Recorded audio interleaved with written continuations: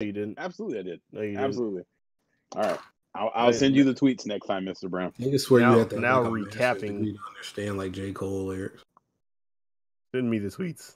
I'm gonna go search on Twitter. God, I just seen one too. God damn it. Let me go. That shit. I'll do it after the show. Funny. Asshole. All right. I'm gonna search higher level of intelligence. I bet you the first thing that shows up is J. Cole. Or that We movie. back.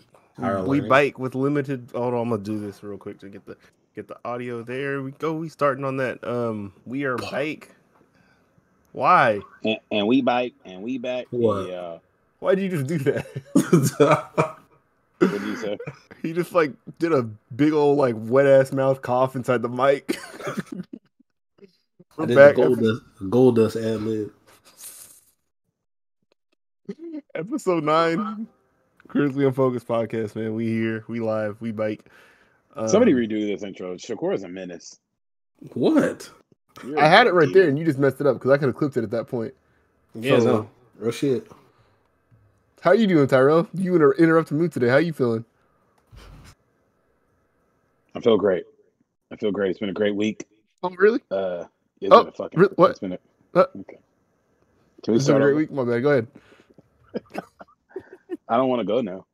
I got Please. stage fright.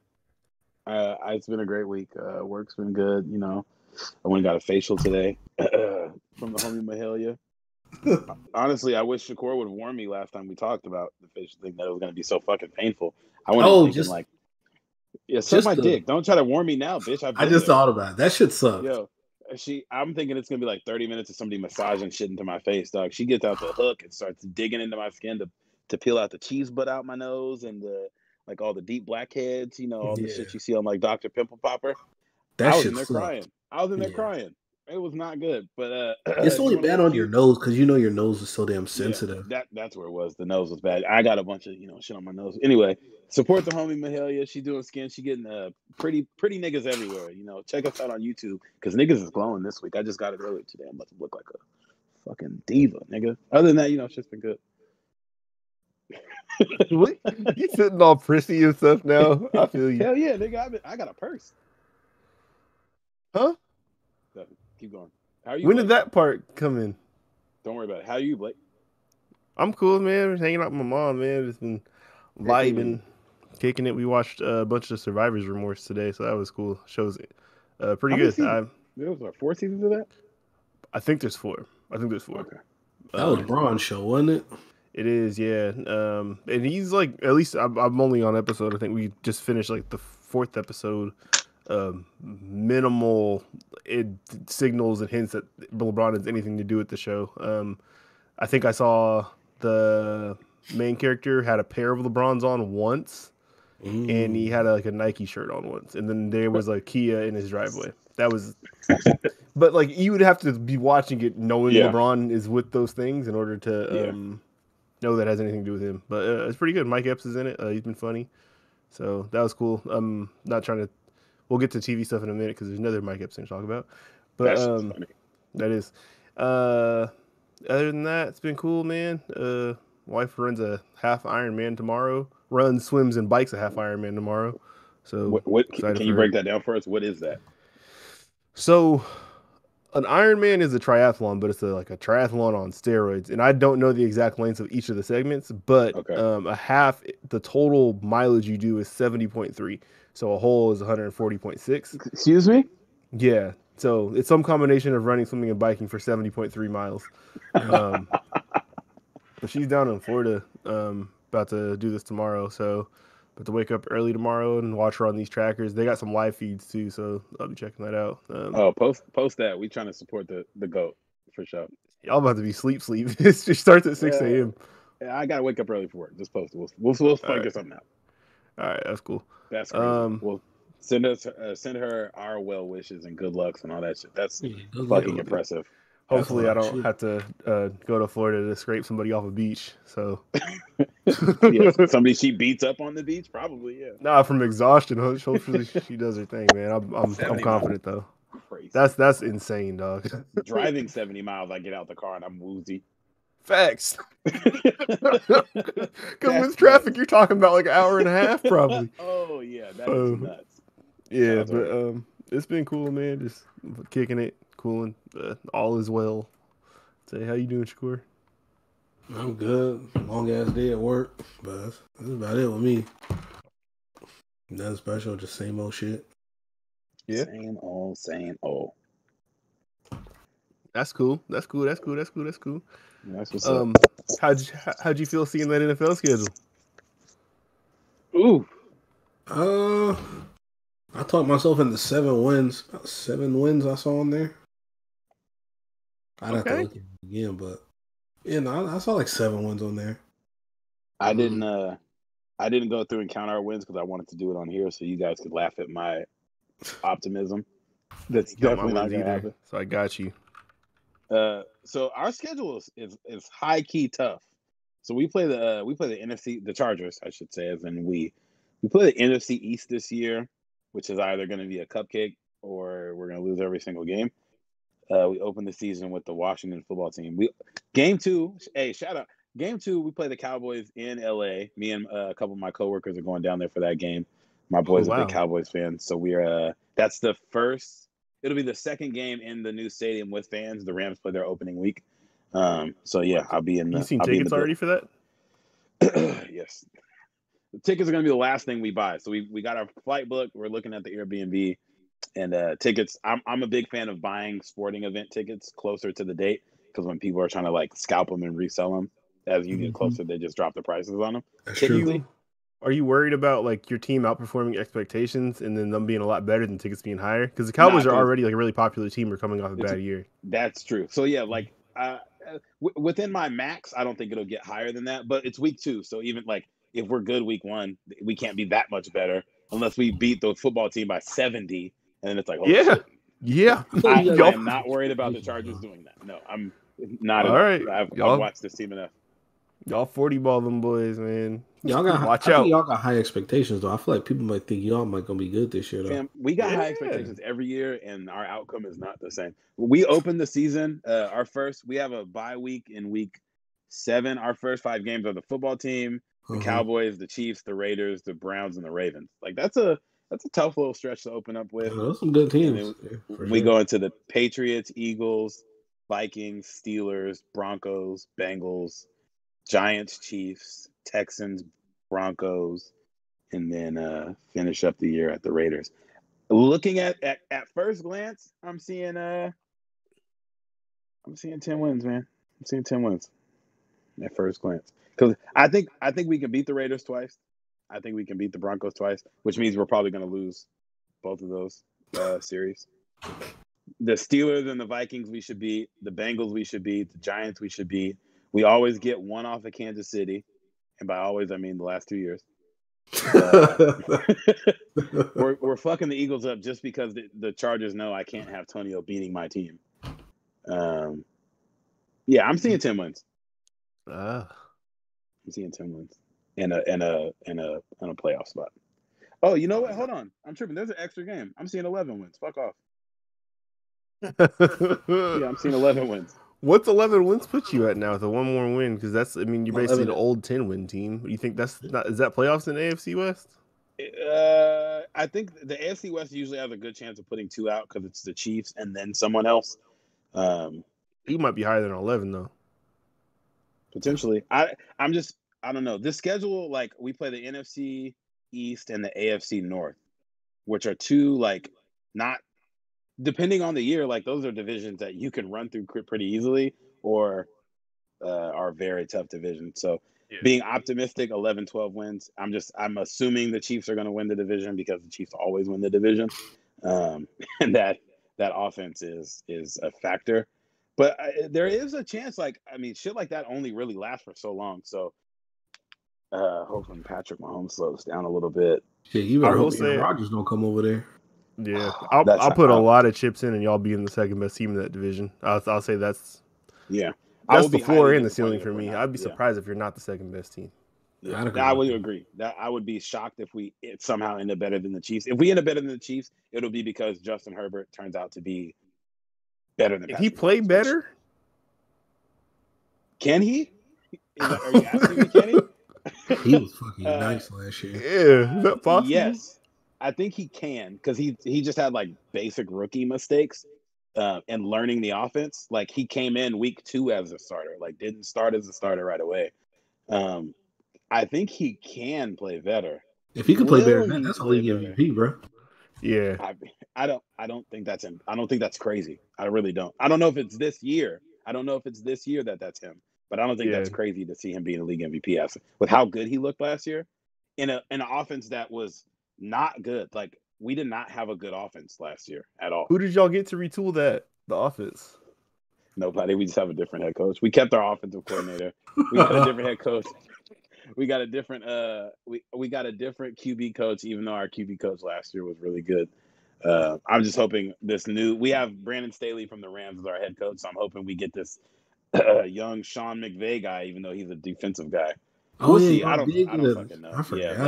I'm just hoping. I'm hoping that the issues with our offense were Anthony Lynn, because Anthony Lynn was a running back first guy, and we ran the ball like our coach was a running back guy.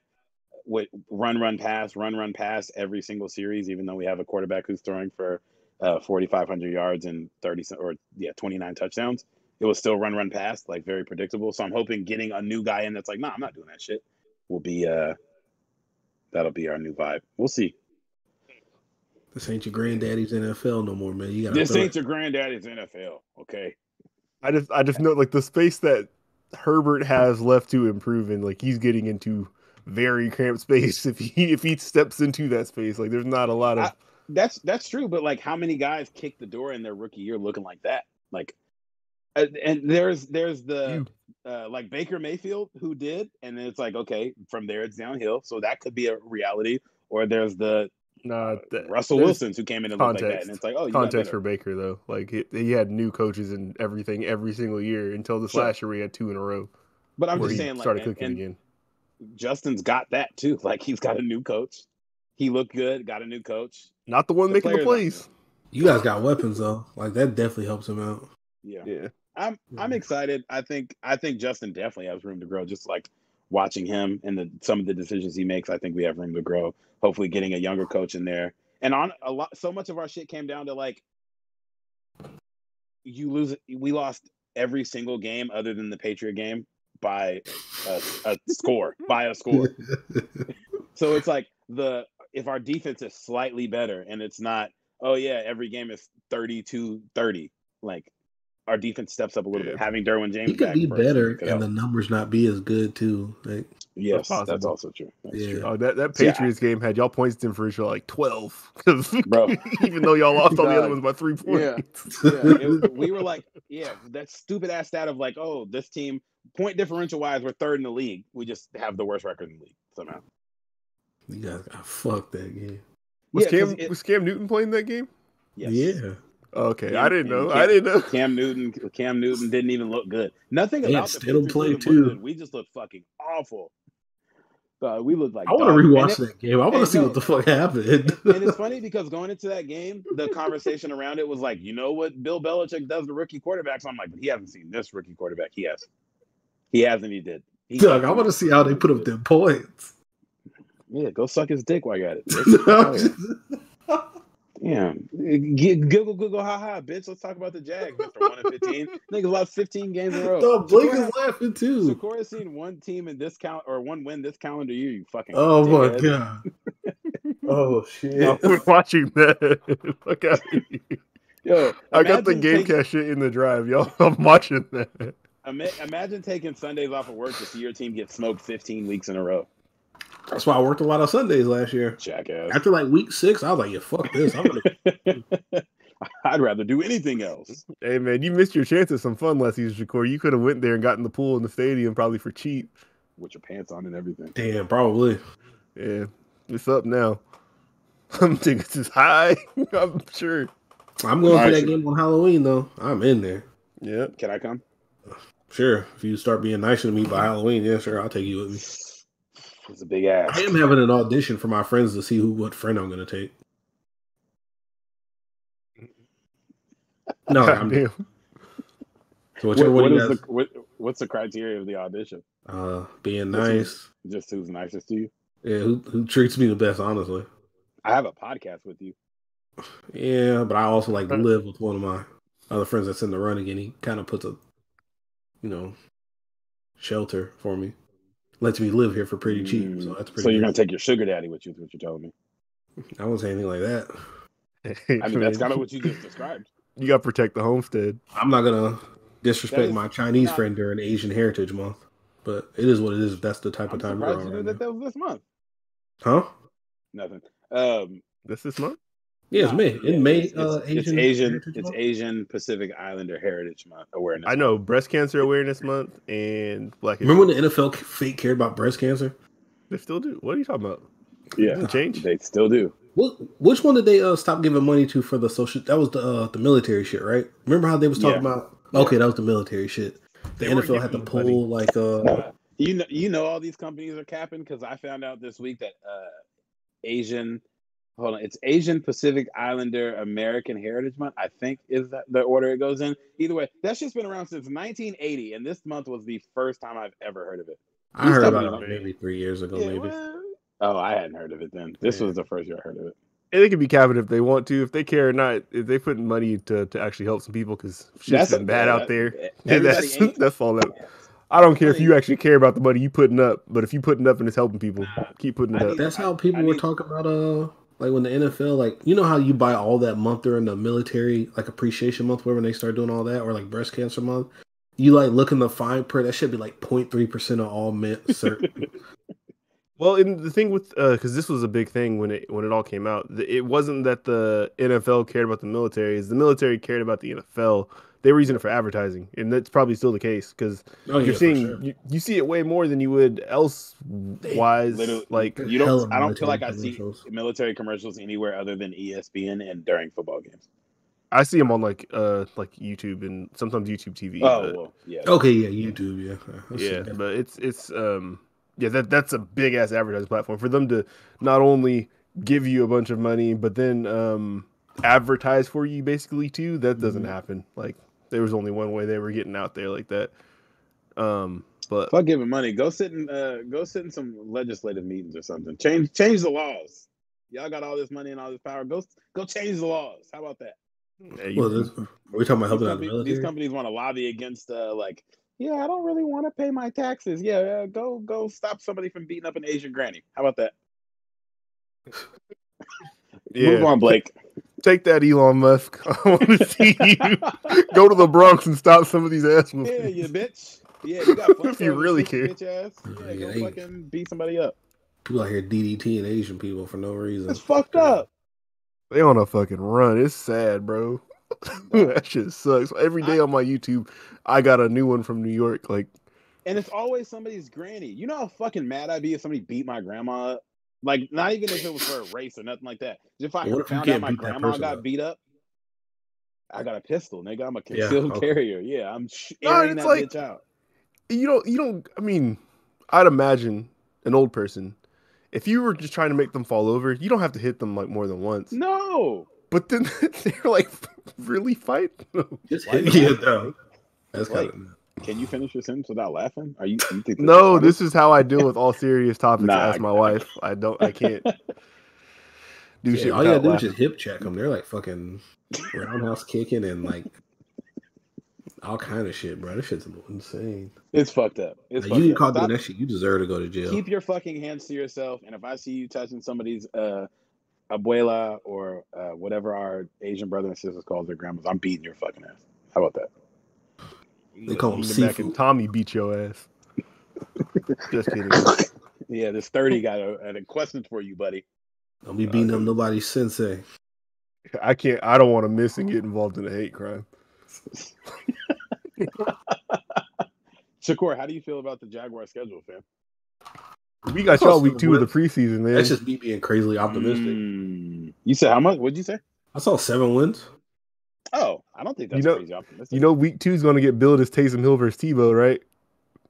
Jesus week 2 Denver. Of the preseason, bruh. Oh. Because you know it's going to be the tune-up for Taysom. See, like, can he really do it? Can he play it? And Urban's going to whip out the Tebow package. Probably have him try to do some Taysom plays. Bro, That's the first week of the preseason. I got week 2. Week 1, they got the Browns. we got week 2 we got the Saints, and we're there too. Over under how many times the word gadget is used by the commentary team in week 2 of the preseason? 12. Well, I like 12. Yeah, I could see that. I think it goes over too. Honestly, Mm-hmm.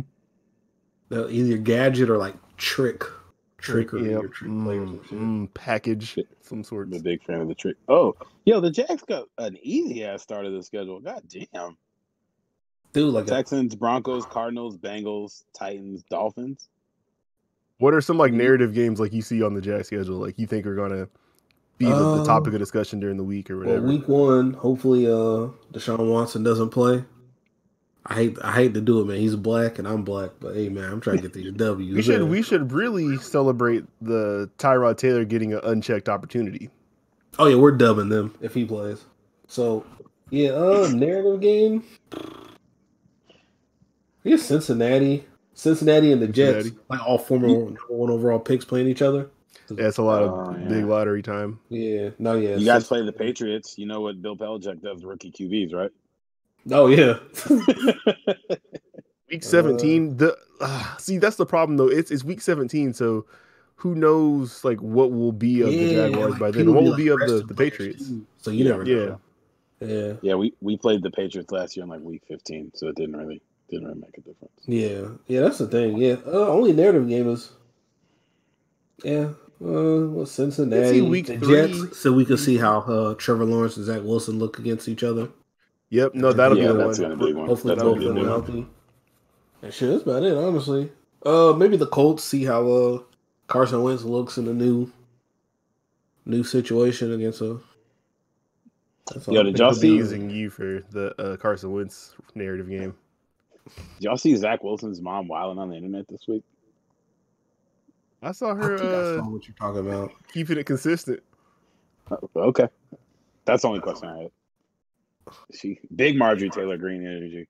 Oh, hey, yeah, I did see that. Okay, I know what you're talking about. How she said, just because I voted for Trump and something else don't mean I'm racist or something. The way I seen your son behave around black men was troubling. Yeah. Did she say that? I didn't see that part. Okay, so I saw the part about it was like they had like mask police or something. She said, yeah, Disneyland or something like that. And then she had another one where, Snapchat is for whores. Oh, now hold on, man. She said that, but she's clearly never mind.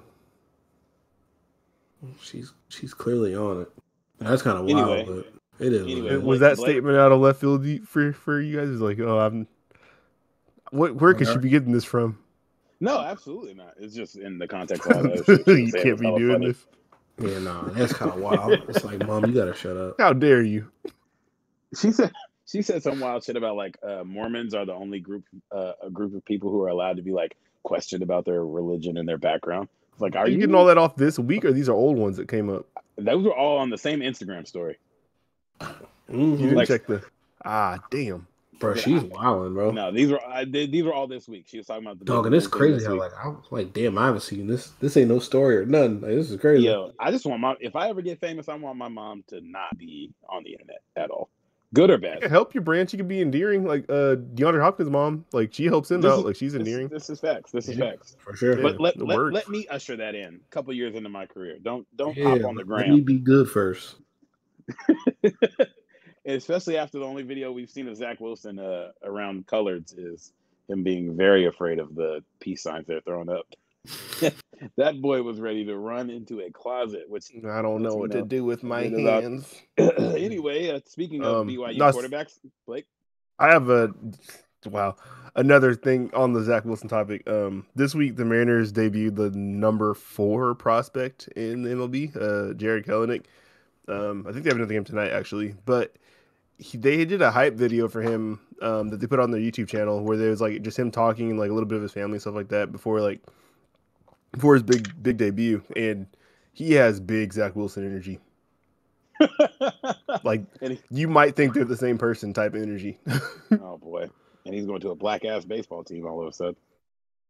Yeah, I mean it wasn't nothing like that, just like arrogant, cocky, okay. like Disney movie might be the villain quarterback type of dude. Okay. Yeah, Yeah. he had that look. That picture you showed us, Disney him buff movie. as fuck, throwing a ball through the Earth's core. Yeah, I could he see was it. like talking about like he was like telling the teacher when he's a little kid like I'm gonna be a professional baseball player. He's like, no, you used to pick a career off the sheet. He's like, no, I'm not gonna pick any of these. I'm gonna be a professional baseball player. And he's like, I told my mom I'm not picking these. I'm gonna be a professional baseball player. You know how annoyed I'd be as a teacher? Like, yo, bitch, just pick one. Can you please? I'm just trying pick to one? help you out. I'm not trying to say you can't do this, but like, god damn, let's work on And something those are else the in the ki- meantime. That's the kid that grows up like, man, my teachers told me I never amount to anything. Yeah, because you wouldn't pick a job, nigga.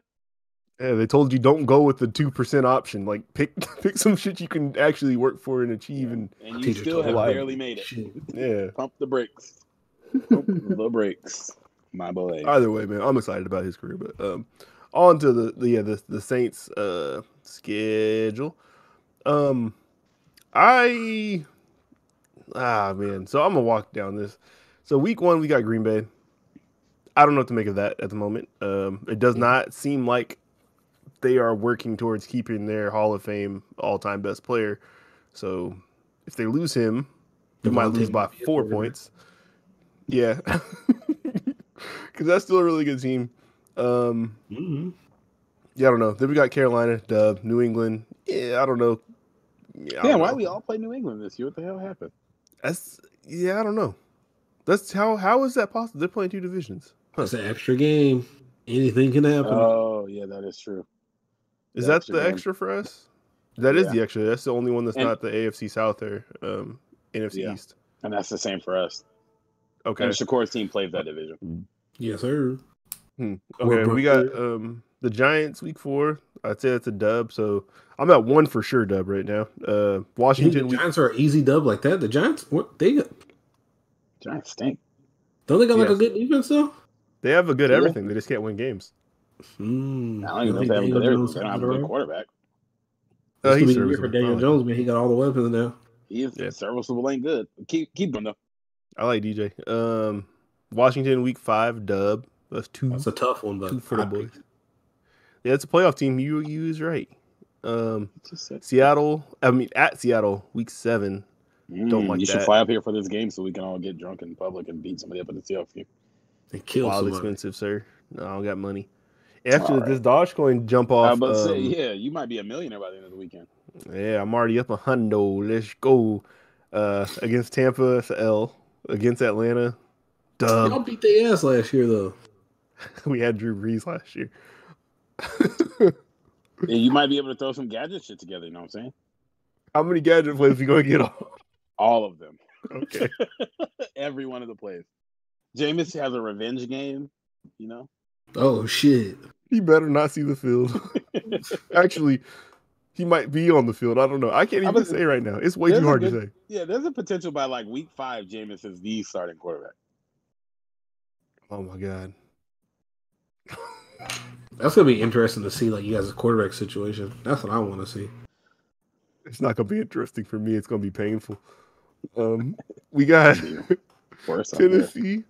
Tennessee which is week 10. That's an L. Philadelphia week 11. Probably another L. Buffalo week 12. Another L. Dallas week 13. Dub. That's at 4 now. New York week 14. Dub. Tampa week 15. L. Miami week 16. L. Carolina week 17. Dub. And Atlanta week 18. I'll take that. So I got us 7 of them things. Wow. 7 and 10. 7 for real? Wow. Yeah. You don't think you guys can beat Philly? Philly fucking sucked last year. No, I don't. All right. I'm not gonna argue with you. I'm interested to see how it turns out because I was definitely not expecting a 7 win from looking at that schedule. But I thought you were going to say something nuts. I swear, like a couple weeks ago, I swear to God, you said like 12 or 13. I didn't say a number. I thought it looked good. But the problem is a lot of these teams were like fringe playoff teams or playoff teams. And we are entering a situation where one quarterback we have, like, didn't he set the NFL record for turnovers? Yes. Yeah, that's true. Yep. So we have that. And 30 touchdowns and 5,000 yards. Don't forget that part. Oh, he did that. The arm is big league. He ain't gonna lie about it. Decision making, not so very much. much accuracy. Yeah. Yeah. And we just came from like the most accurate quarterback of all time, so it's kind of it's necessary. And then the other option is a guy who his best thing is not his throwing; it's his running. So Michael Thomas is going to request a trade by week 3. Jameis is going to throw a slant through the back of his neck. He's going to be furious. He's going to be indicted for a murder. It's one of the two. Oh man, we did not do right by him, but I don't think we were able to do that this offseason anyways. And there's still the chance that we end up with the boy from Green Bay, which I guess we can just transition to that since that was kind of brought up on my thing. Wait, what? That's being talked about. What do you think you guys could send to Green Bay? They're trading out of conference, man. They're not trading him within the NFC. What does it matter at that point? I don't think that's going to happen. They don't want to see them in the playoffs.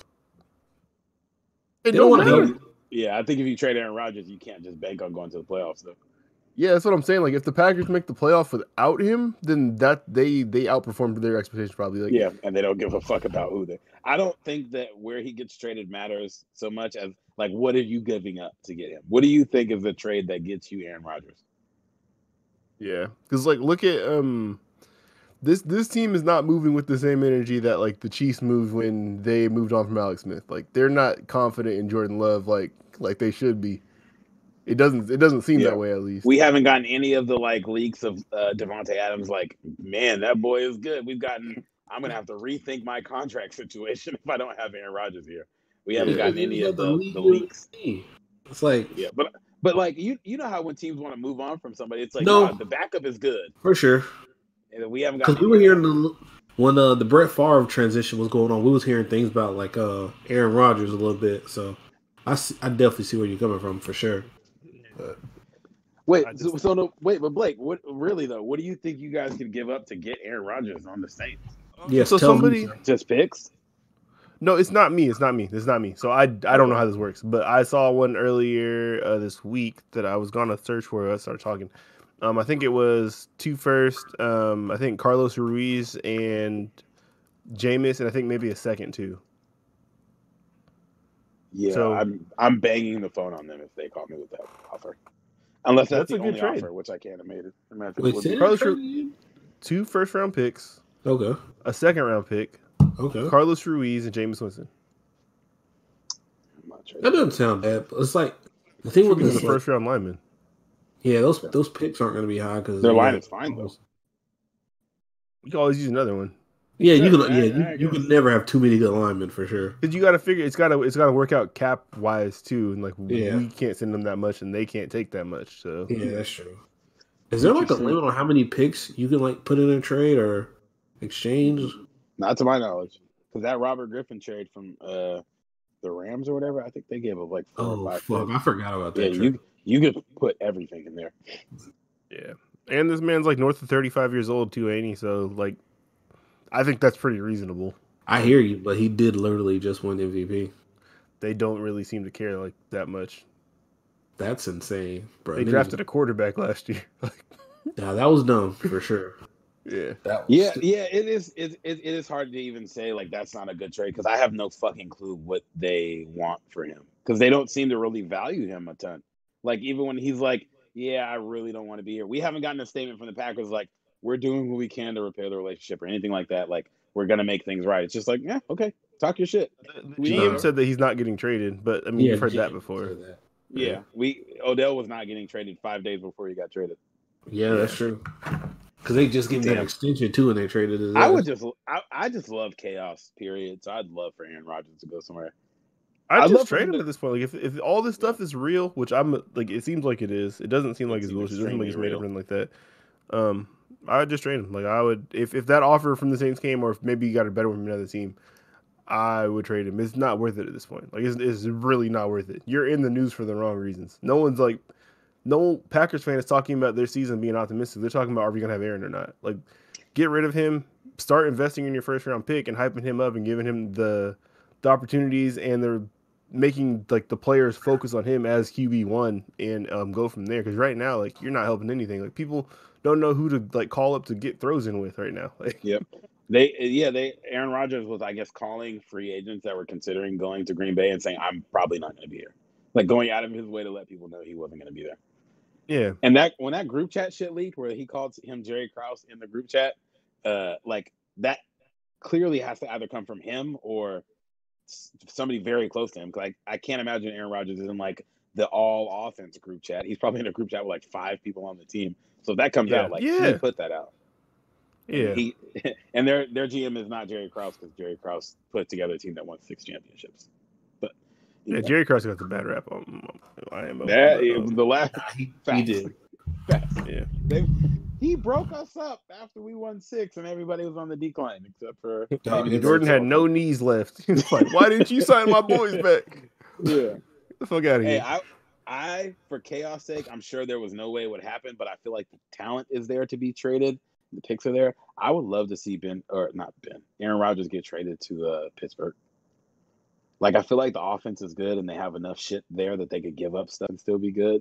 It would piss Ben off, but they would immediately start winning. Like they'd probably win that division.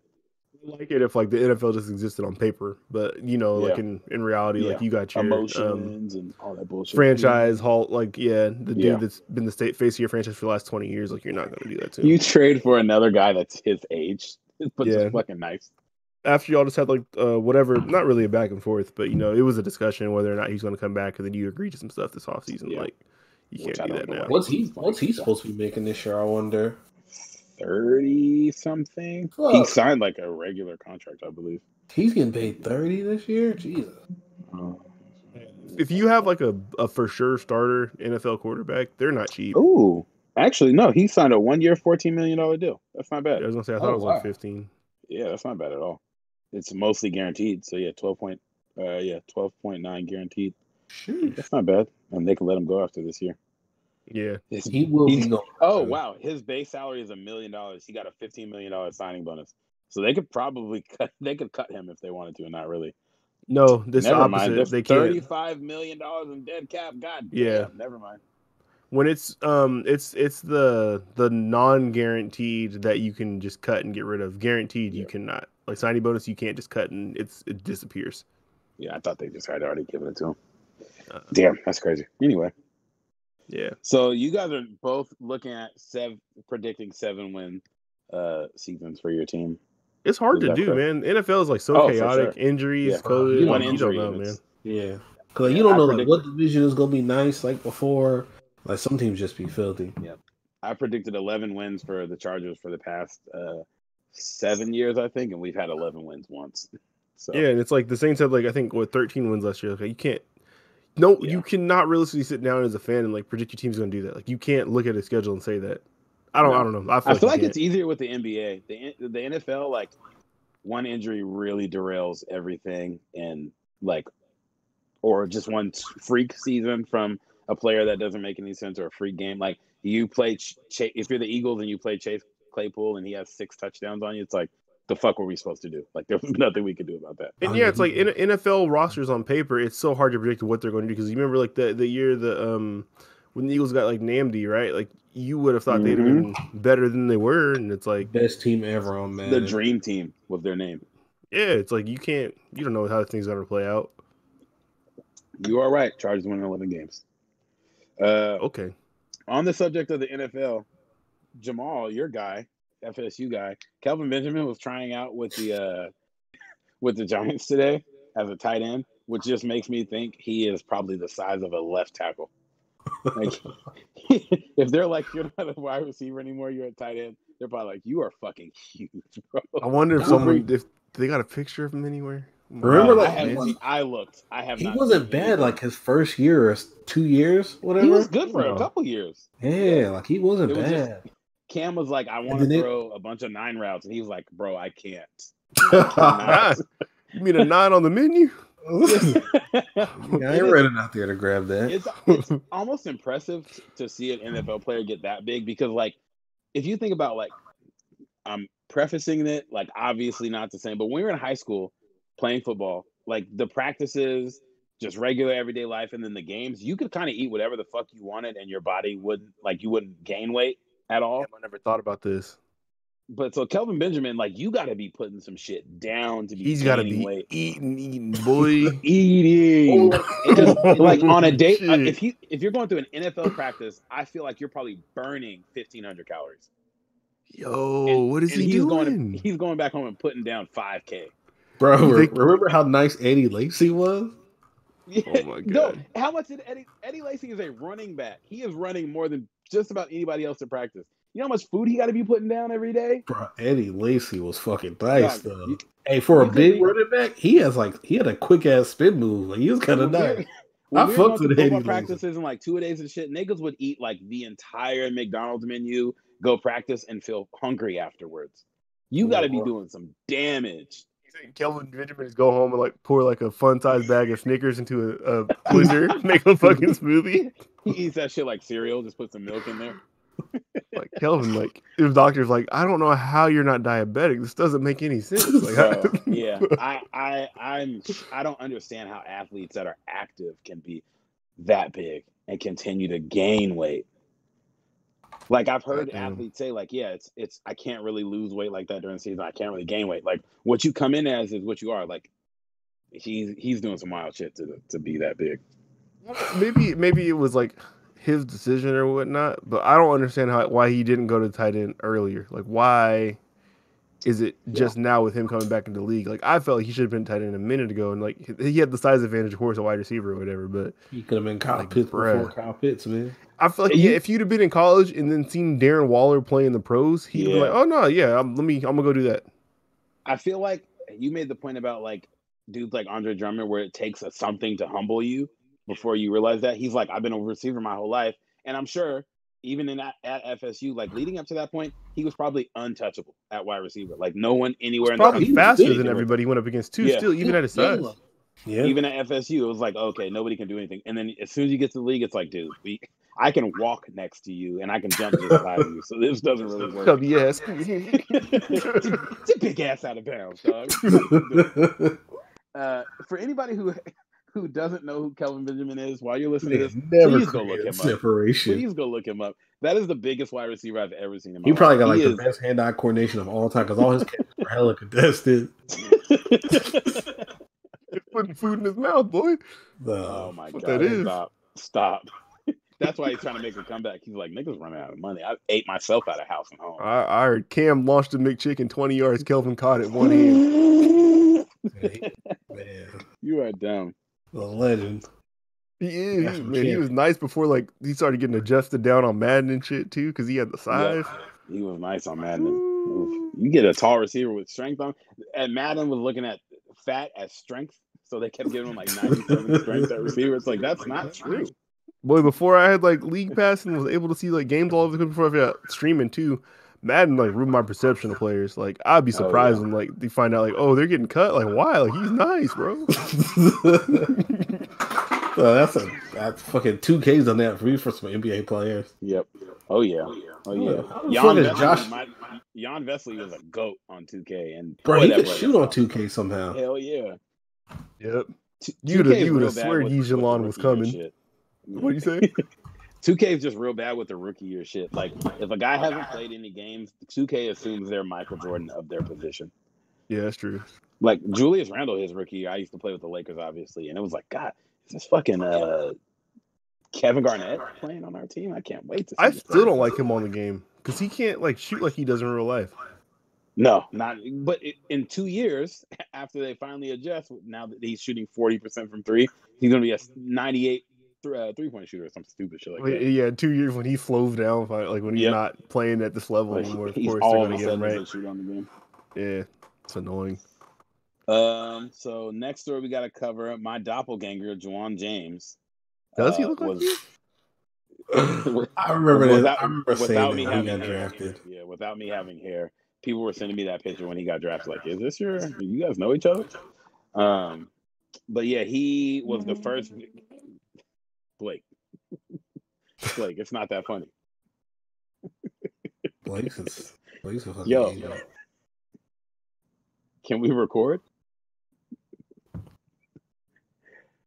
Blake is a bitch. Anyway, Juwan James is the first victim of teams trying or players trying to work out away from the facility in the NFL this year, which the NFL has came out and said, like, if you get hurt away from the facility, we're not paying you. My man's tore his ACL a week ago, and the Broncos cut him today and voided his $10 million salary because my man's was working out, not at the Broncos facility. And the Broncos had another player today who they were planning on trading tear his ACL away from the facility, and he is likely not getting paid either, which is shitty because, like, if I'm just lifting weights at home and I tear a bicep, like, is that not covered? Nigga, I should be working out, right? And I kind of get where the league is coming from. Like, we don't want y'all just going with any trainer, doing whatever, working out, getting hurt.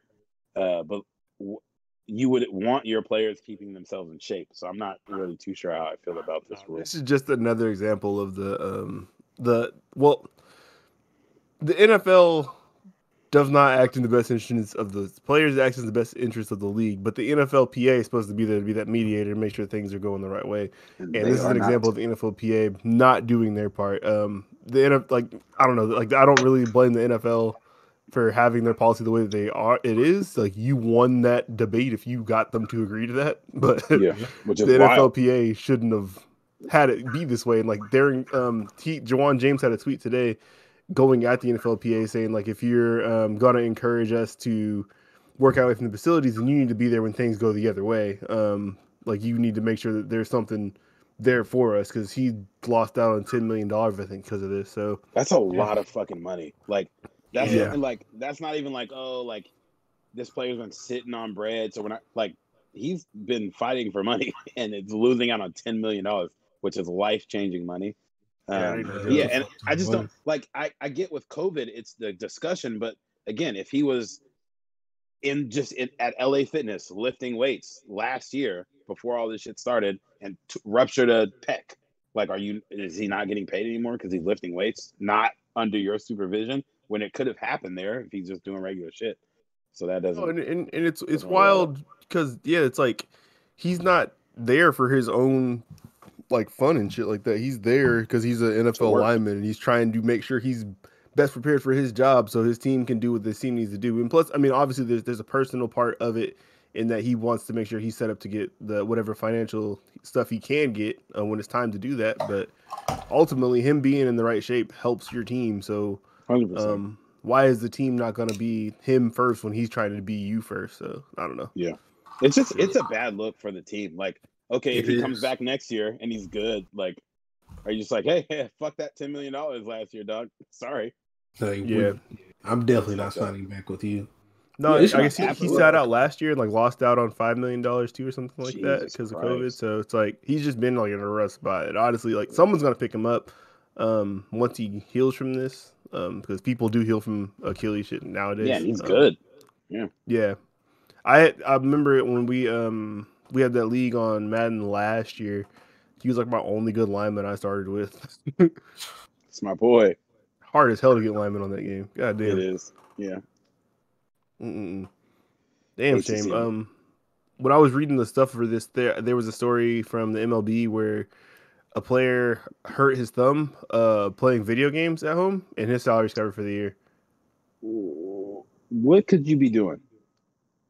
He said he banged it on a coffee table. So it's like, he obviously did something stupid, but it's like, he hurt himself doing completely non-baseball stuff away from the team facility, and he's covered for the year.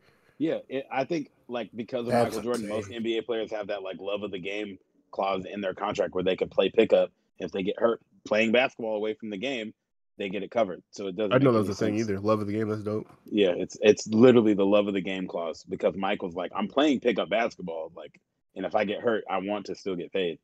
And then too, you know guys get better from that. Yeah, like Jawan James, if he sits on his fucking ass all year and is like, yeah, I will work back out. Like, him going forward, he should not work out, period, in the off season, and work out once the training camp opens. And it's like, oh yeah, you're not very good when you don't do that. I was gonna say, that ain't gonna help him either. He ain't gonna get better from that. Yeah, obviously he shouldn't do that. But yeah, it wouldn't make any sense for him to just sit around and do nothing all year.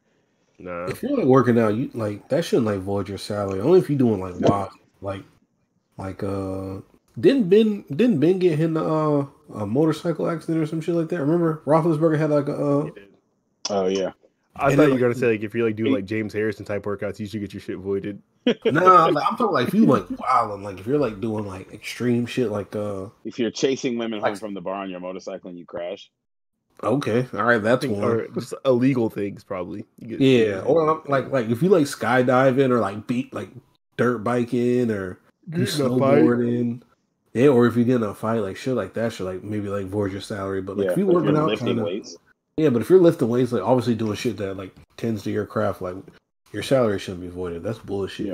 Yeah. So when Jason Kelsey like fucked all his shit up on that rolling chair, not Jason Kelsey, Jason Peters, he was at a team facility then, or this is like the rule probably changed since then. I don't know what you're talking about. Jason Peters, for a while, like he wasn't playing. He was this is where in Antonio, he wasn't playing. Yeah, because he wasn't playing because he was on the Eagles and he wasn't playing because he kept on getting hurt. He kept missing like have season-ending injuries, and like I think like he had torn his Achilles too, I think, and then he retore it like on a computer rolling chair or some shit. You know how old Jason Peters is? I remember when he played on the Bills. I remember that's what. I remember that too. Because they had wasn't it Kyle Peters on the D line? Something like that. Oh wow. Oh yeah. So I'm looking at Jason Peters.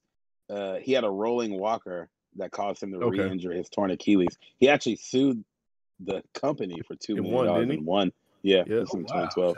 It broke below the handlebar 3 weeks after his surgery. That makes sense, and that makes sense why he would get his. Look and see what that's not his when fault. did he first get into the league? Look that up real quick. It's got to be like 2006, 2007. Yeah, I feel like I don't think because like he might have been there blocking for on that team. Like Trey Edwards or like J.P. Losman or some shit maybe. He got drafted in 2009. He got drafted in 2009. Mm-hmm. Jason Peters. Yeah, the Buffalo Bills traded Peters to the Philadelphia Eagles. Oh wait, hold on. No, yeah, when did he get drafted? Like 2004. 2004 is his first season. Jesus Christ. Who was he blocking for in Buffalo? J.P. Losman, bro. No, I'm talking about the running backs. Yeah, Willis McGahee. Yeah. Travis Henry was out there too in 2004. Shout out to Travis Henry. Hey man, you still got the logistics business in operation. Holler at us. Yo, thinking even back to the injury conversation, I remember when John Wall fucked his Achilles up, and then like a month later he like slipped and fell at home, and they wouldn't give any detail about it. And like this motherfucker got a $30 million contract guaranteed, and there was never any question about like, oh well, should he, like he got hurt away from blah blah blah. Like that's crazy. $10 million, and you're like, nah, we're not giving you that. That is crazy. He's big and back being bull. What's he gonna do? John Wall would like you to forget about that, sir. No, he wouldn't. I don't want to bring up a black man's mistakes. Hey, I know we don't have this blood. That's crazy. I know we don't have this on the outline, but somebody posted. I think Jamal posted the highlights of Harvin Marison Jr. in our group chat this week. That brother looks nice, and I can't tell if he looks nice because everybody was afraid of him because he looks slow, but big as hell. He's just high school right now, ain't it? You said? Yeah, I think he's a senior in high school. He looks nice as hell, and it's crazy to just feel how old I feel. Like watching an adult Marvin Harrison Jr. or like my team. The Chargers have Asante Samuel Jr. on our team, and I was like a child watching his father play. I remember when his father was like still like young, like before he got to the Eagles, like we was on the Patriots and shit. Like, damn, bro, like that big ass baggy jersey of Asante Samuel. It's like, oh shit, like we have his child on our team now. Yeah, y'all remember when I remember like, Patrick Surtain on the Dolphins in the game. Dolphins in the Chiefs, yeah. Do y'all remember when like I think I don't know how long he was out before he came back, but Ty Law came back for like a tiny bit on the Patriots. Yes. But they only used him like to jam and like play like 5 yards like deep. Like he didn't go down the field at all. But he was still nice. Like I was like, yo. That's crazy. Frank Gore got a son in D1 right now. Who? Frank Gore. Oh shit, yeah, he does, huh? 38 years old, about to play another season probably. That's crazy. Shout out to Frank Gore. Is he a Hall of Famer? Oh yeah. Hell yeah, just off numbers alone, like just the longevity. Like he's not gonna get in first ballot, but I think he gets in there because he's gonna be third all time. I think he might get That's disrespected true. because I'm afraid he'll get disrespected because is Larry Zonka in the Hall of Fame? I couldn't tell you. If he's in, Frank Gore should be in. I feel like Larry Zonka's in the Hall of Fame, and I feel like Frank Gore's better than him. Let me Hold on, see. I'm gonna So look they real got quick. the. I think Okay. So the Pro Football Reference Hall of Fame monitor, an average Hall of Fame running back has 106.99. Frank Gore has a rating of 100.05. So average is 106. That doesn't mean He's a everybody little that's bit in is below. over 106. Yeah.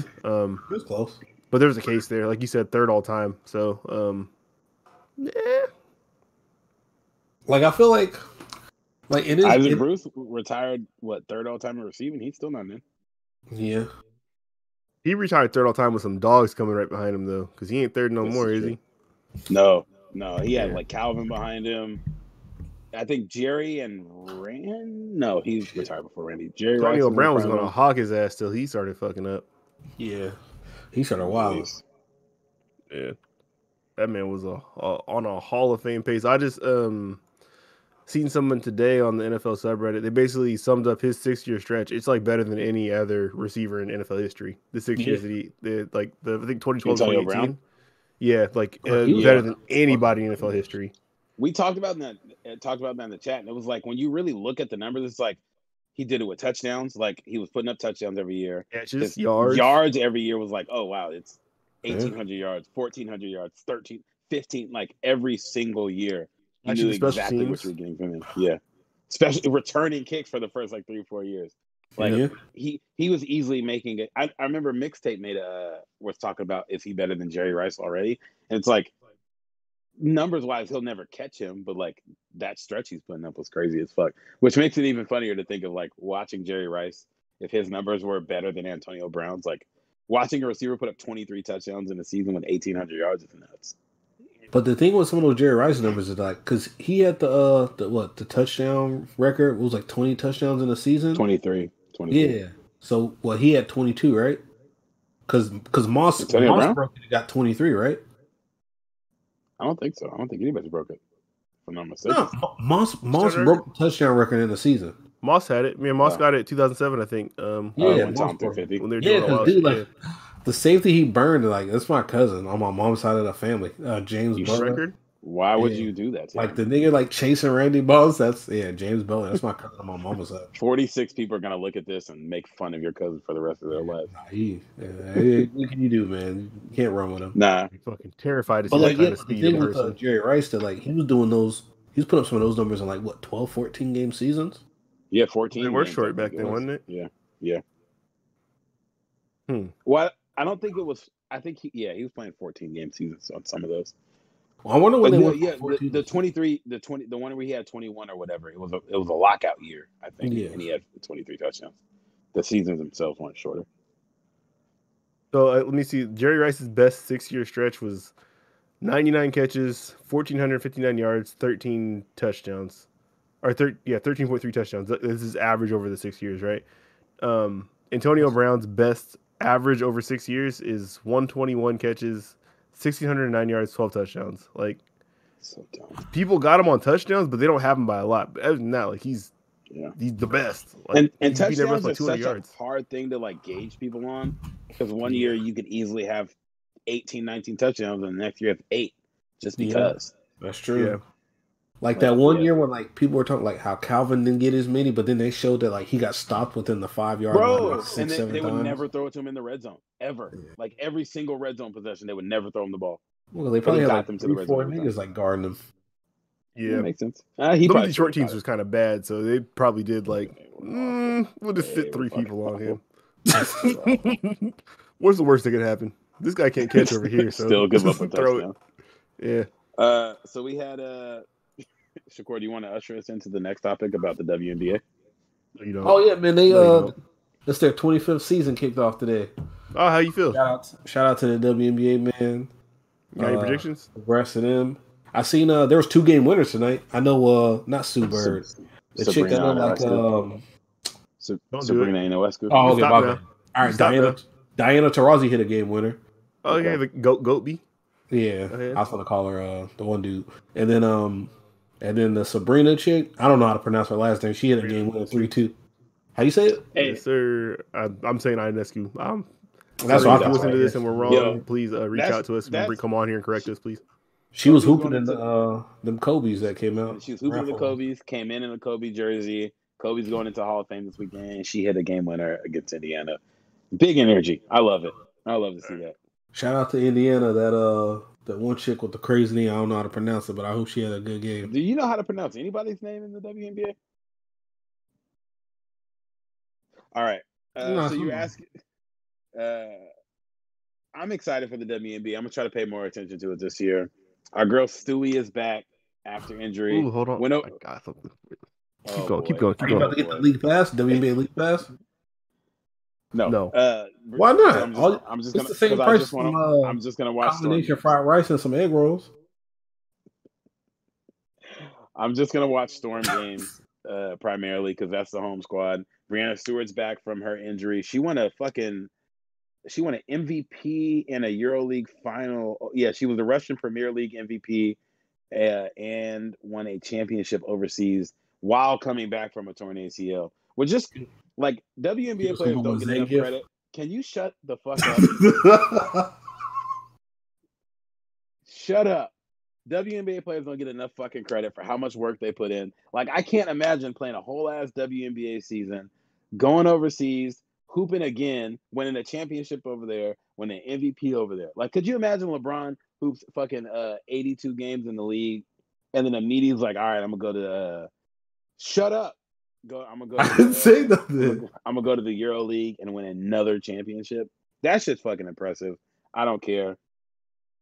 No, yeah, that's dope, man. Them ladies be putting in some work, and like I said earlier, like we was texting about it, like if they don't, oh wow, that's crazy. Hey, Swedish energy. Okay, you could have bought five. You could have bought like 5 tickets with the price of that jersey, probably. But anyways, no, I got it on sale. Oh shit! No hate. Are you getting league pass, Blake? I honestly don't think I'll watch it. That's crazy. I told him I'm just gonna watch. Just don't go to Five Guys one time, and there's your league pass right there. What the? You think I'm at Five Guys? Are they there? Earlier, he said it's the same price as combination fried rice, I believe.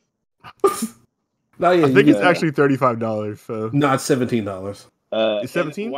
Yes.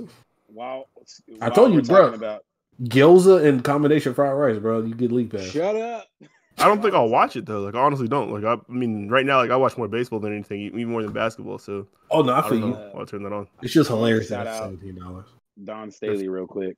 12 teams in like 8 games. Wait, what? Last week. 30 games. Oh, I thought you said 8. I was like, wait, what? 8 games a day, week. Whose jersey is that, Blake? I fucking hate Blake. Oh, this is the GOAT point guard, Sue Birds. Oh, Sue Bird. Okay. But if you missed it, yeah, I was talking about Brianna Stewart coming back from an ACL injury, went overseas and had a EuroLeague Final Four and a Russian Premier League MVP. Oh, so she recovered just fine from her injury then? She did. She looks to have recovered just fine if she won the MVP over there. She actually just got engaged this week too, so shout out to her. And she's coming back on niggas' asses. Stewie, she's got engaged this week. Shout out to her. Oh, this is I think that's enough on that topic. Y'all want to talk about the NBA playoff picture? No, yeah, for sure. It's spooky hours, bruh. For who? You know for who? that man down there at the bottom in the Animorph shirt. Hey, hold on. Paris, send me a check, nigga. Sponsor us. It's not spooky hours. Because, quite frankly, I'd rather be in the play-in because I don't want to play the Clippers in the first round. I'm scared. You see Braun duck them Knicks this week? Yeah, y'all still could. You guys have to play the Clippers first round? Yeah, wait. Cool. Let me talk about Blake ducking us. The Knicks started losing. Blake left the group chat for 48 hours straight. That shit was crazy. Or maybe I'm on the East Coast at work the next day, and it might have been like midnight by the time the second half started. This is the first time I talked to Blake since the Knicks lost. That's crazy. He ain't want to talk to me since. He won't look me in the eye.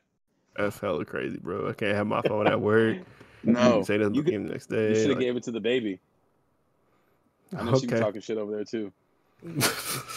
She says dad now. I'll be like, oh Dad, yeah, dad, that's dad, me, don't that's watch me, that that's team. me. Dad, don't watch that team.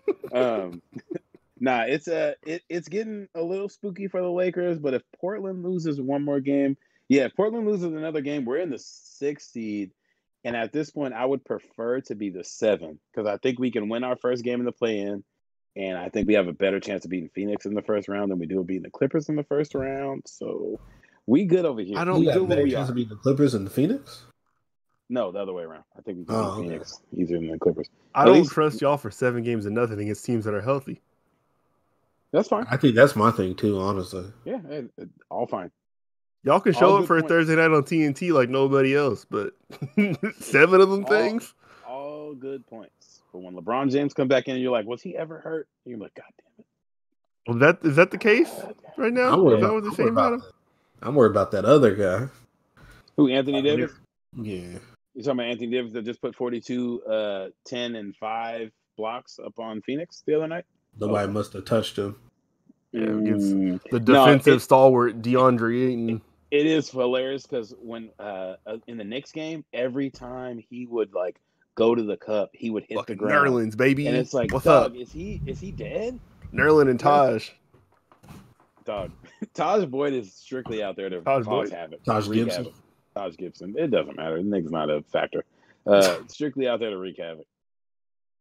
You can put Sue Bird out there. It's same impact. Taj Gibson's been a plus defensive player this year, man. All right. Anyway, I feel good about the Lakers. It's crazy to see a 40-win team in the play-in, but it is what it is. I think we win that play-in game. We play in the Suns right now. Let's go. The 7th and 8th is what, 7, 8, and 9 for the play-in? 7, 8, 9, 10. So 7, 8, 9, 10. To recap, 7 and 8 will play. The winner of that game is locked in at 7. 9 and 10 will play. The loser of that game is out entirely. The winner of the 9-10 game plays the 8 seed. The winner of that game is the 8 seed. It's the 5-weeker tournament. Exactly. Like, you eligible, but you got to go through some shit. Yeah, you gotta prove to us you belong here. Yeah, man. Keep your shit in order. And right now, it is looking like the Knicks in the first round will play the Bucks. Not in the play-in. Not in the play-in. Yeah. 4 games out of the play-in. In the actual playoffs. Yeah. Same record.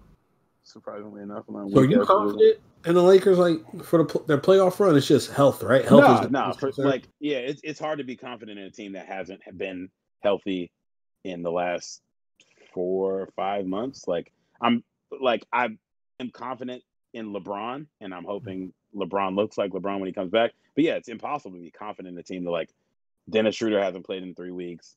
Alex Caruso just left the game early because he's hurt. AD's still playing back into shape. LeBron hasn't played 2 games in a row in 6 weeks. It's impossible to be confident in the team, but I'm a real nigga, so we don't never show no fear. You know what I'm saying? Brr. So what if we're not talking about fear? What if we're talking about just actually looking at it objectively?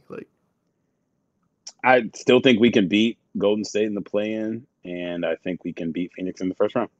Does the way LeBron talks about his ankle give you confidence? How does he talk about his ankle? He said, "I'll never be 100% again." He said that last year too. He wasn't wrong. Yeah, he said he's saying that as in I've been playing basketball for 18 years. There's not going to be a point in my basketball playing career where I'll feel like I did walk. He said last year, I haven't felt 100% since I was 19 years old. So yeah, being a fan of the team and watching every game and every press conference, yeah, I feel fine hearing him say that. You watch every press conference? I do. Bullshit. Look at it. I go back and look him up on YouTube. I have a lot of downtime. You're not watching Jared Dudley give his thoughts on what they're going to do against the press conference like that. Shut your ass up. I know what you're talking about. Yeah, you can see every Lakers press conference just by watching ESPN every day. Blake put that WNBA jersey on and started acting like a straight bitch. Not joking. Wow, that's kind of problematic. Hey, so a Barstool, you want to sign us? We kind of fit the brand, bro. You see the vibes. What up, Gillian Wallow, Deion Sanders? I feel good about LeBron. I feel good about AD. I just need them to not get hurt again. Holy, you need some black friends again, man. Holla at us. Don't call me a nigger, please. We won't join that podcast. But... Yeah, we will not join that podcast. I forgot about that. That was the wildest shit I've ever seen in my life. What up? Wait, how What you a feel about week! the Knicks, Blake? Wait, Blake, how you feeling about the Knicks? You think the Knicks are getting out of the first round playing the Bucks? Realistically, taking off your blue and orange goggles. I think that series will be tougher than people would think. Yeah. For who? We For the Bucks? I would go Bucks 4-2, but it'd be like a tough, like, God damn, this is a good ass series. Yeah, it's hard to say, bro, because like our strength is our defense, so we can make other teams play way worse than they're supposed to play, but we're not really going to surprise you with offensive explosion. We've had like maybe like 3 games this year where it's been like, oh my god, we can't miss. So one of them against another defensive team. No, one was against the Nets. The first No, Nets I'm game. saying in this first round, like you're doing the defensive shit against another defensive team. Yeah, and I don't know who I heard say this earlier this week. It was on I think it was on the Athletic Basketball Podcast, the Basketball Buzz, the Monday one.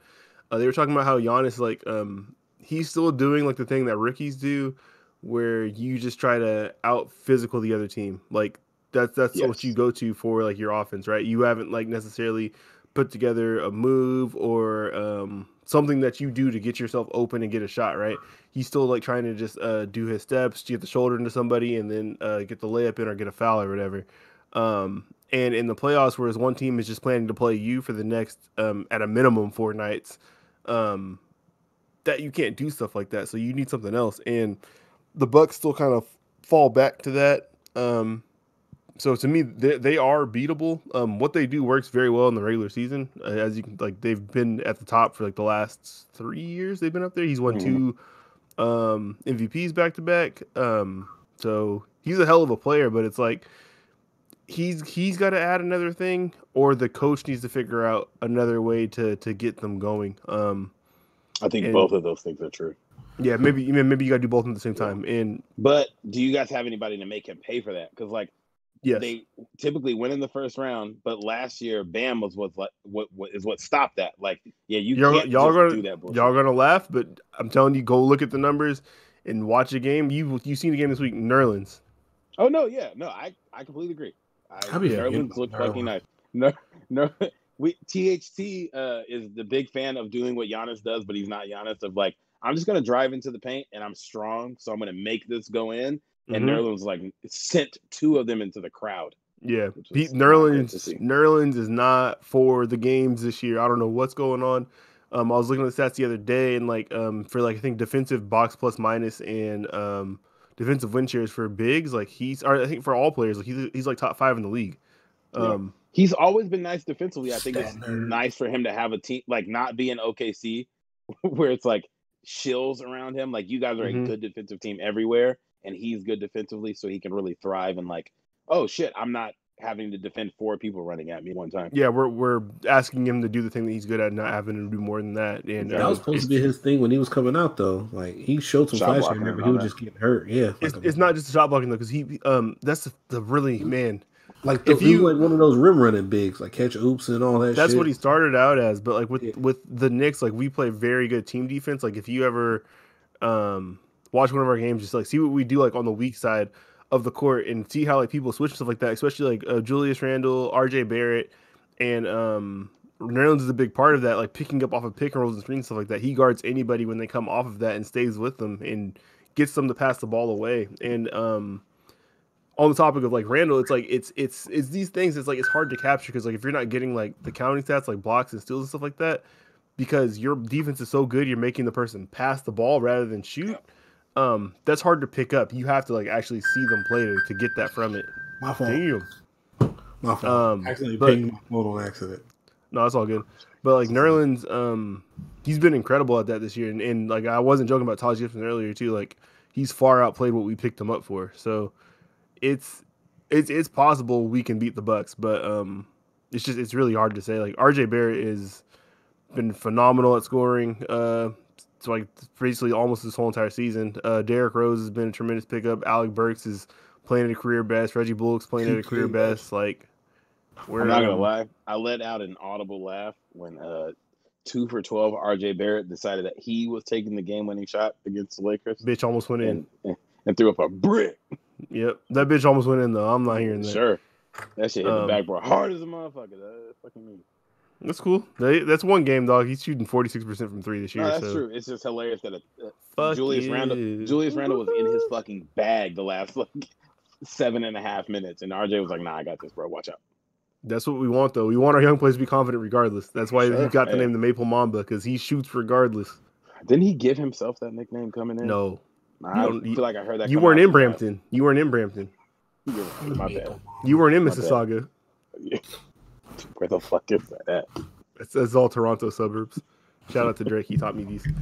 Oh, but yeah, I'm happy about the team. I'm confident about the team. We weren't supposed to be here, and we are here. So whatever, man. If freaky Giannis want to beat us, he can beat us, but it ain't gonna be easy. I'm glad RJ's having a good second year, man. Because I remember seeing people like, oh man, like the Knicks are gonna get RJ, man. They want a Zion or like, man, like any other year, RJ probably would have been like the top 2 pick. But I was like, man, like you knew Zion was going 1. But I think he was one. Cool. He was one before the college season started. He was the first pick. Yeah, he was 1, and I think Cam Reddish was 2. People were questioning Zion, and then they watched him play, and it was like, oh, okay, like he's for real. No, you can't even make this on the game. Zion's so fucking nice, and his team is firmly out of the playoffs again. I think his season's over too. I think whatever he's not playing anymore. He's out. The Pelicans are officially eliminated. Yeah, it's a wrap. Yeah, that's crazy. That bro, I can't wait to see him as a Knick. That'll be so much fun. We're not getting him. I think you're getting him. Nah, we get players that got stank on them that have solely some other place, and they're not really getting the love they're supposed to get, so they got to sign with us. Well, when we were growing up, the Knicks used to always get people like 4 or 5 years too damn late. Yeah, that's still the truth. Like if Nerlens was like this type of product that he is right now, we wouldn't have him. He'd be on a good team. Our team that was good going into this year. Yo, Nerlens turned down or played on his qualifying offer and almost ruined his career. Mm-hmm. Turned down, I think, $17 million a year or something like that. Yeah. And people were like, yeah, he's a dickhead. I think he just thought he was good at basketball and deserved more money. I don't know. Bet on himself. It's an admirable thing to do. Like, you should try. It really worked out. Money back though, because that was a what 4-year deal. What did he turn down? I think it was far above what he probably was deserving. He definitely wish he probably would have took it. I'll say that. Yeah, he'd be playing Dwight Powell minutes right now. At this point, he would have been He would have been on the Knicks again. Like he could have still gotten out of there and went where he wanted to go. Dude, you guys see Oladipo might miss next year. Yeah, he's having surgery on his quad. Yeah, they're likely missing all next year. He turned down a deal from Houston. Remember? Yep. Yeah, man. My God. Yeah, it's getting nasty for Vic, man. And they're losing this last season of the Vice uniforms too out there. Are they really? Yeah. They ruined them. They need to retire them. Just hang it up. Yeah, people said these look like Trix yogurt this year. No, like they look like absolutely look like yogurt. That's the first 2 years were great. This year, hang it up. They said they sold more. It was like 3 times more jerseys over this Vice run than they did in the Big 3 era. Yeah, because the jersey's just so cool. Like I've seen people up here wearing crazy, though. Dwayne Wade Vice jerseys that he played in 5 times. Tyler Hero jersey. He had like the most he wasn't maybe not the most popular player on the planet at the time because Kobe was still playing, but if not like a top 3. But nobody was buying Chris Bosh jerseys, and outside of Miami, I don't think I really see people buying Dwayne Wade jerseys. So it makes sense. Yeah, you rarely see a Dwayne Wade jersey. My stepbrother had one, and he had the Converse too. Back when Dwayne Wade had the little Converse. Yuck. Hey, those Dwayne Wade Converse were kind of cool. No, they weren't. They were ass. Like whatever. He wore both of them and would beat me in basketball all the time together. I know you were sick. Players, though. That was fucking terrible. Smoking on Blake Pack tonight. Yeah, man. I had nothing for nobody until I got like bigger and more athletic than people. I could just run and throw the ball at the hoop. I had a good year and a half window where I was like a good pickup in pickup basketball. Like we used to have fun playing pickup basketball. That shit was dope. We're like you got a plus if you picked me up because I could play defense, rebound, run. Dude, play it. This nigga strong as hell. Because Patrick like he played basketball, but like he knew that like we weren't basketball players, so he wouldn't be code. like, yeah, he wouldn't be like tripping and stuff. I don't want to play with a 6'9" nigga when I'm in high school. I'm sorry. No, see, this is how I knew we weren't smart like that. Because if we would have been smart when we played, what street is that park on? 64th. 64th. When we were with, I think we had him and his brother at 64th. We would have been trying to play people for money if we would have known better. Oh no, yeah, because you would have gotten shot. We probably would have gotten shot. But several people have been killed at that park. We could have made like $40. When you play one more game and we are murdering you niggas. Nah, yeah, he was super cool because it was like, man, like he would know when to like take over. It's like, all right, bro, we down, man. We trying to win this game. He'd be the point guard. It'd be cool as hell, man. I'm sure he time. loved that too because he didn't have to do like big man shit. He just got to for sure have fun. That does got to be the cool part about like being just. I was thinking about that earlier this week when the Thunder played, or no, we played the Rockets. The Lakers played the Rockets, and there was 4 people on that court I have never heard of, never seen, and I know them dudes will walk into any YMCA or any park in this country and give anybody 50. It's got to be cool as hell to be like, yeah, I'm in the NBA. Like Kevin Porter's a name, obviously, but imagine he just walks into a random gym. He's giving you 100 points. Well, he was like a game. He was. I thought he was gonna be like a higher pick, but he clearly has like ability. Like he dropped 50 in an NBA game for sure on Drew Holiday. But like guys like that, where it's like, yeah, the Rockets had some random dude put up like 16 and 9 and 9 on us.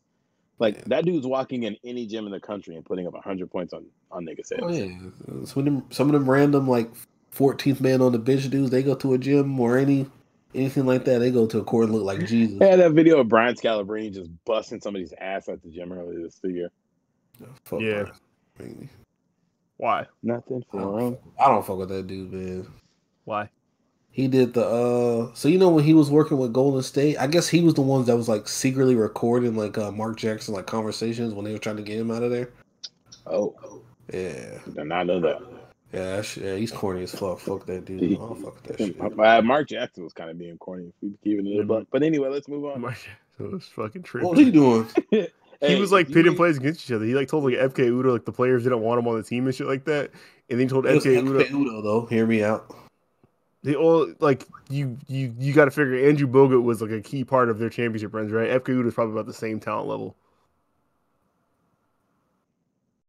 So either way, he told a player that the team didn't want him there, and then he told the team that FK Udo didn't want to be there. Like he tried to pit them against each other and stuff like that. And it's just like creating like false narratives for no reason at all. He was trying to force them niggas to go to church and like, yeah, if you're not praying every day, we're not gonna win games. It's just some weirdo shit. He was being a weirdo. Yeah. I heard people always thank Jesus when they win championships, man. He was trying to get you on an early start. And Jesus didn't do nothing to help you niggas get there. But all right. I never seen Jesus beat a double team. Never. Yo. I'm just kidding. No, he did. But Jesus let 2 5'6" niggas put him up on a cross and bang them shits in his hand. He clearly respectfully. He did it for the people though. He did it for the team. He said, "Humanity, I got you, bro." Humanity. Like they could have solved that in an easier way. Next. What's the next topic? What, Mass Effect? You want to talk about the draft? Oh shit, I'm tripping. My bad. The draft shit. Are we doing drafts? I don't know nothing about the prospects coming out really. I just know like the 2G League guys and I didn't necessarily want to talk about that, but a podcast I was listening to this week, they're talking about extensions coming up for like rookie players more so than anything. People that are eligible. So this season, we got like DeAndre Ayton, Marvin Bagley, Luka Doncic, Jared Jackson, Trae Young, Mo Bamba, Wendell Carter, Colin Sexton, Shea Gildress. Interesting rookie class. Yeah, Michael Porter, that's Lonnie Walker, and Freeney Simmons. Yeah, so there's Robert Williams. He's probably just really going to get whatever is coming next for him. Grayson Allen's in here too. But I don't know. Extension already. Yeah, this isn't like a whole nother contract. I think this is probably the one where you get another 2 years, whatever. Yeah. Mm-hmm. But for the top guys, I think they could probably sign you to that like 5 or whatever. Yeah, and I think who do you think comes out of this and gets that? Probably like Luka, if anything. Luka for sure. Trae Young. Who else? Luka, Trey Trae for Young. sure.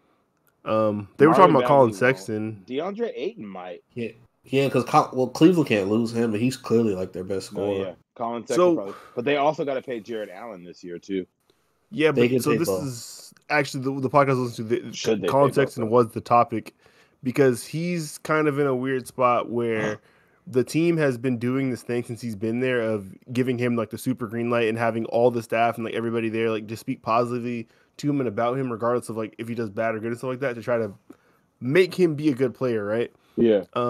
So his numbers are probably a little bit inflated, but the numbers that he does have puts him in like super rare company through like his first like 3 Yeah, years he or can whatever. hoop, bro. Like, There was a story that came out this week or last week about opposing players will talk shit to players like, he's not about to pass you the ball, right?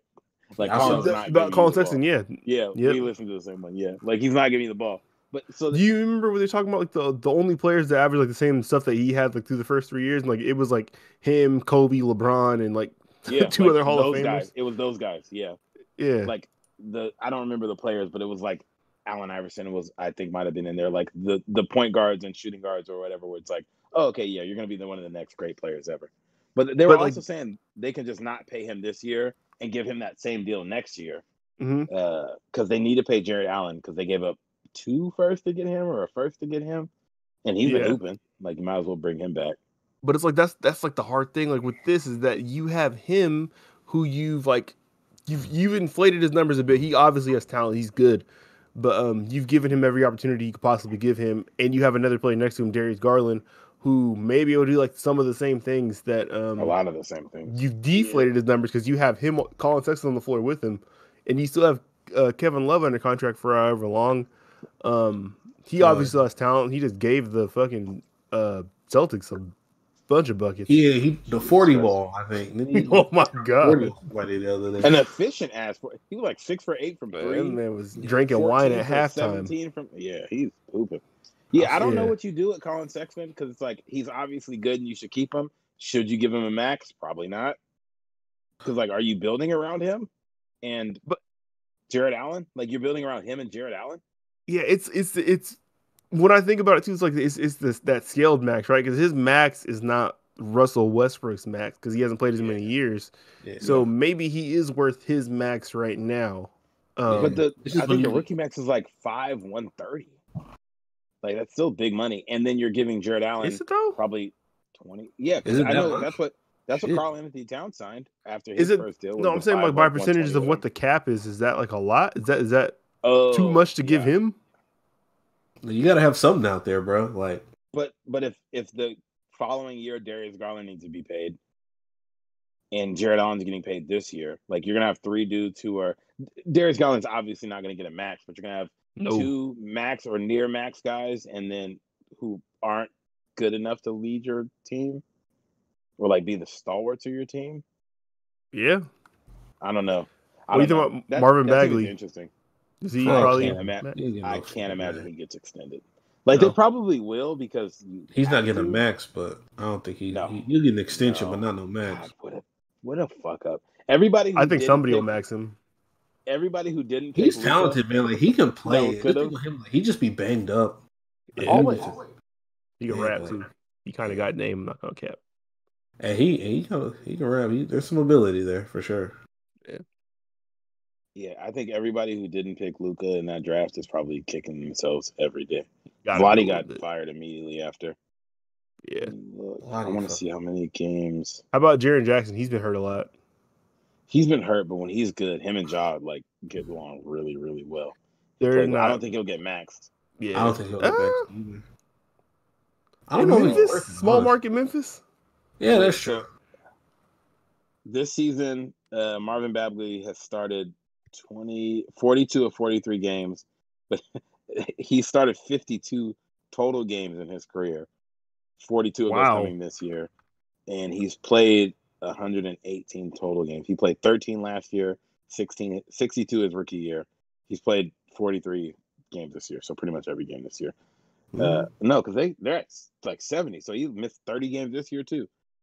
Yeah, Jaren Jackson's played 13 games this year, or no, 10 games.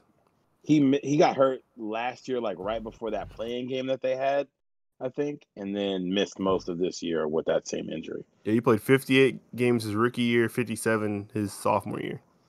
Yeah, and then 10 missed this year. I think with how good he is, I think he'll get re-signed. He's not getting a max, I don't think. But I like in the same situation of arguing, do you pay Jared Allen and Colin Sexton max deals or big money? I would feel much better giving Ja Morant and Jaren Jackson Jr. the same money that we're saying I wouldn't give to Colin Sexton and Jared Allen. And they're all similar players, other than Jaren Jackson stretches the floor. So, like, for the max for a 6-year or less player starting next season is $29 million. It goes up 8% each year after that. I don't know. I feel like that could probably happen for a lot of these guys, just because, like, yeah, like, they're not going to sign a player who is better than the guy that they're debating over. And if they do sign a guy that's better than the guy they're debating over, it's going to be more than that. For a lot of these guys, I don't know. Marvin Bagley, not getting that. He shouldn't get that. Colin Sexton probably should. Jaren Jackson probably should. Luka definitely should. Trey definitely should. Who else was in that list of players we talked about? Pull that back. Grayson Allen, obviously not. No. Trey Young. You said Trey Young already? Yeah, yes, you said absolutely. Wendell Carter Jr. He's in Orlando now. No. They don't have anybody. They have nobody. I don't think they're giving a $29 million because they got Mo Bamba and Jonathan Isaac who will need to get paid in the next couple of years. Mo Bamba's on this same run. Okay. Yeah, you did say Bamba. And he's not getting paid. He sucks. Yeah, I thought he was going to be traded. Wendell Carter's been traded. I don't know if he sucks, but I don't know if he's getting. He's not traded for an All-Star. Yeah, he's not getting a max. Mikal Bridges. What's his name? He's gonna. They're gonna pay him. Yeah, Phoenix one. Yeah, they're not giving him a max, but he's nice. And Miles Bridges. He's gonna have some suitors. Yeah, he's the best rapper in the league right now. You gotta extend him. Come on, man. Shit is trash. He's up there. He's not getting the max, but he'll get top paid. 3. SGA. Yes, he's getting max. Oh, for sure. Max. Michael Porter Jr. Max. Wait. Somebody will give him that motherfucker a max. They're going to give him as much money as they feasibly can give him. Yeah, I think if they probably won't jump to the max. If they got extension years they can give him, they're going to do that on him for sure. Is Michael so Michael Porter Jr. out of that class of people, Michael Porter Jr., Luka, and Trey are the 3 best easily. Would you guys take Michael Porter over Trey? I wouldn't. No. Trey, well, I don't know, man. No, not based off what we've seen. In his situation, I would take him, but yeah, I don't know if he was in Trey's situation, if he'd be this nice. That brother is nice. Yeah, he's the Hawks efficient as hell. He shoots like Trey's a lot better than I expected. Like I thought he'd be good, but he's better than I expected. Trey got to play hero ball every night. 44% from 3 and like 58% from 2. He is efficient as hell and giving you whatever amount of points you need every night. No vaxes on him too. He out here clean blood. Yeah, he had COVID. No, they're blood dirty. He had COVID. Shout out my vegan brother. Michael Porter Jr. is an anti-vax too. So I'm talking about. No, I'm talking about Michael Porter Jr. Not okay, that's Trey Young. They what's up with all these mixed niggas? Hell no. Do you see Trey Young's hair, man? You got hella flu shots. Wow. Yo, he's about to take a trip up I-95 and beat the brakes off you. I'll be happy for it. I'll take Trey Young punches. Pause. I think Blake beating the fuck out of Trey Young. I'm capping. I don't think so, though. I think so. Trey Young is an inch taller than you, maybe, and 40 pounds lighter. Nah, like I'm socially 6 feet tall. Trey Young's like standing like at a laser scale shit like 6'2". I've seen you bench a smart car before, dog. Fuck out of here. You don't think Trey Young can do that? No, nigga, what? No. He's a professional athlete. KD couldn't bench 135. What are you talking about? When he was like 19 coming off of eating Lunchables Trey for Young is 12 20. years. Trey Young's 20 years old. He's 128 pounds. What are you talking about? Oh, fuck out of here. Trey Young and Brinley do the same amount of shit. Fuck out of here. Oh, yeah. What are you? Hairstyle the same. Workout regimen the same. I don't mean to cap going on. She doesn't deserve that. She doesn't deserve that. She's working on it, man. We 8 months in, man. Them follicles is folliculing. They coming. Yeah. That being said, a lot of somebody's going to get maxed who doesn't deserve it. It's probably going to be Marvin Bagley. They're going to give Marvin Bagley $30 million. Our last one, Lonnie Walker.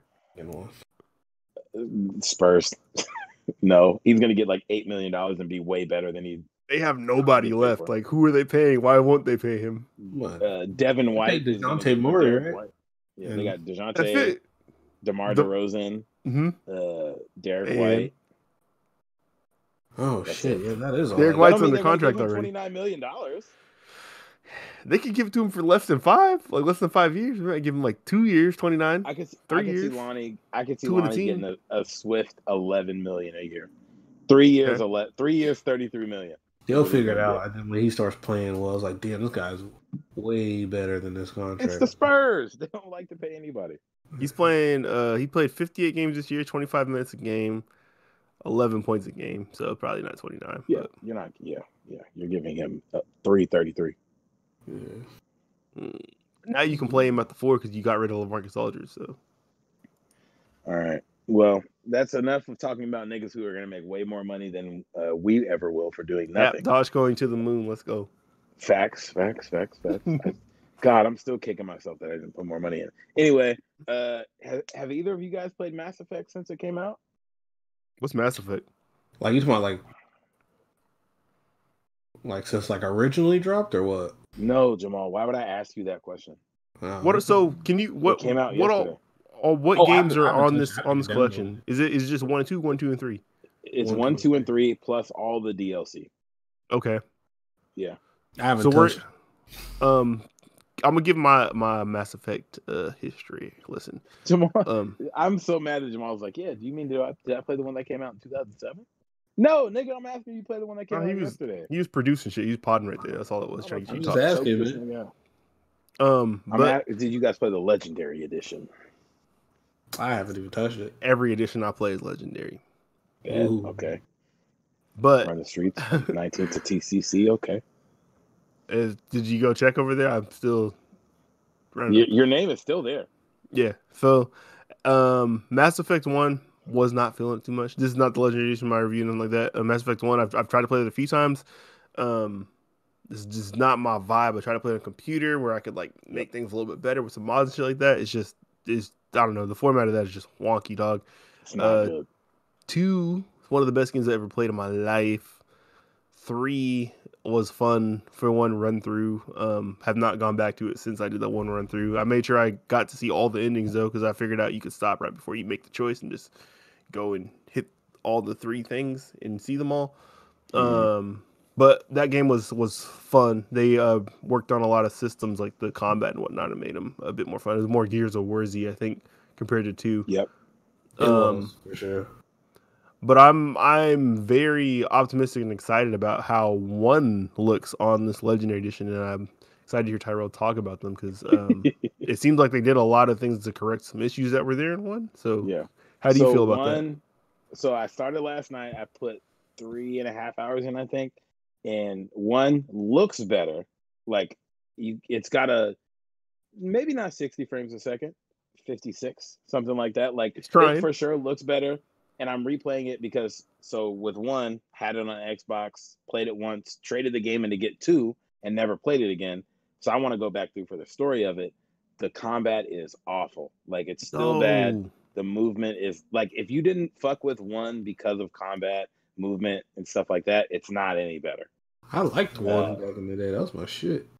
And I liked 1 in 2007 too, because in 2007 that was kind of what we were used to. Playing it now, having played 2, I've ran through 2 15 times maybe, like front to back.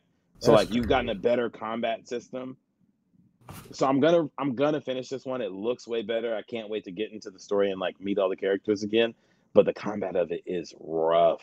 Like they clearly did not really know what they were doing then, and they didn't have anything to change it. Yeah. So that's my review so far on 1 is it's the same. It just looks better. And 2 and 3, like 2 is, like you said, my favorite game of all time. Like the perfection. So I'm looking forward to getting into 2, looking better. The combat's great, all that. And then 3, very Gears of Warzy, the ending. I was telling one of my coworkers this week, the ending of 3 was like the Donald Glover meme where he walks in with the pizza and everything was on fire, because that was pre like Twitter and Reddit really popping off. So I played 3 and loved it, and I got online. I was like, oh, everybody hates this shit. Yep. So I'm interested to play 3 now with the mind frame of like everybody hated this shit, but I really fucked with it. I really the last 2 games of that series are goated for me. Love them. 1 is rough. So 1 is a game for people who play it on easy. If you like story, just get through the game, because the story in that game is awesome. Yep. I think I was on Reddit when 3 came out, because I do remember the online backlash with all of that, and I like, had I have not had access to those, I wouldn't have known that the ending was an issue. And then looking at it now in context, I completely get why it is an issue. Oh yeah. It's Like, really insane that like You mean all I this. pick a color? Yeah, you're talking about hundreds of hours of gameplay here, whittled down to you basically walking to 3 different options that are like color coded to kind of match the what is that, the morality wheel of Mass Yep. Effect, and that's it. Like And- everything you did comes down to those 3, And you say it doesn't- 3, but initially it was 2. They added the 3rd one later. Oh yeah, like, they did that. months the one in later. the middle. Yeah, it was Yeah. red or blue. Yeah, People were yeah. pissed. I remember that. It's really insane, because there's so many, like, because I think you're saved from Mass Effect 1.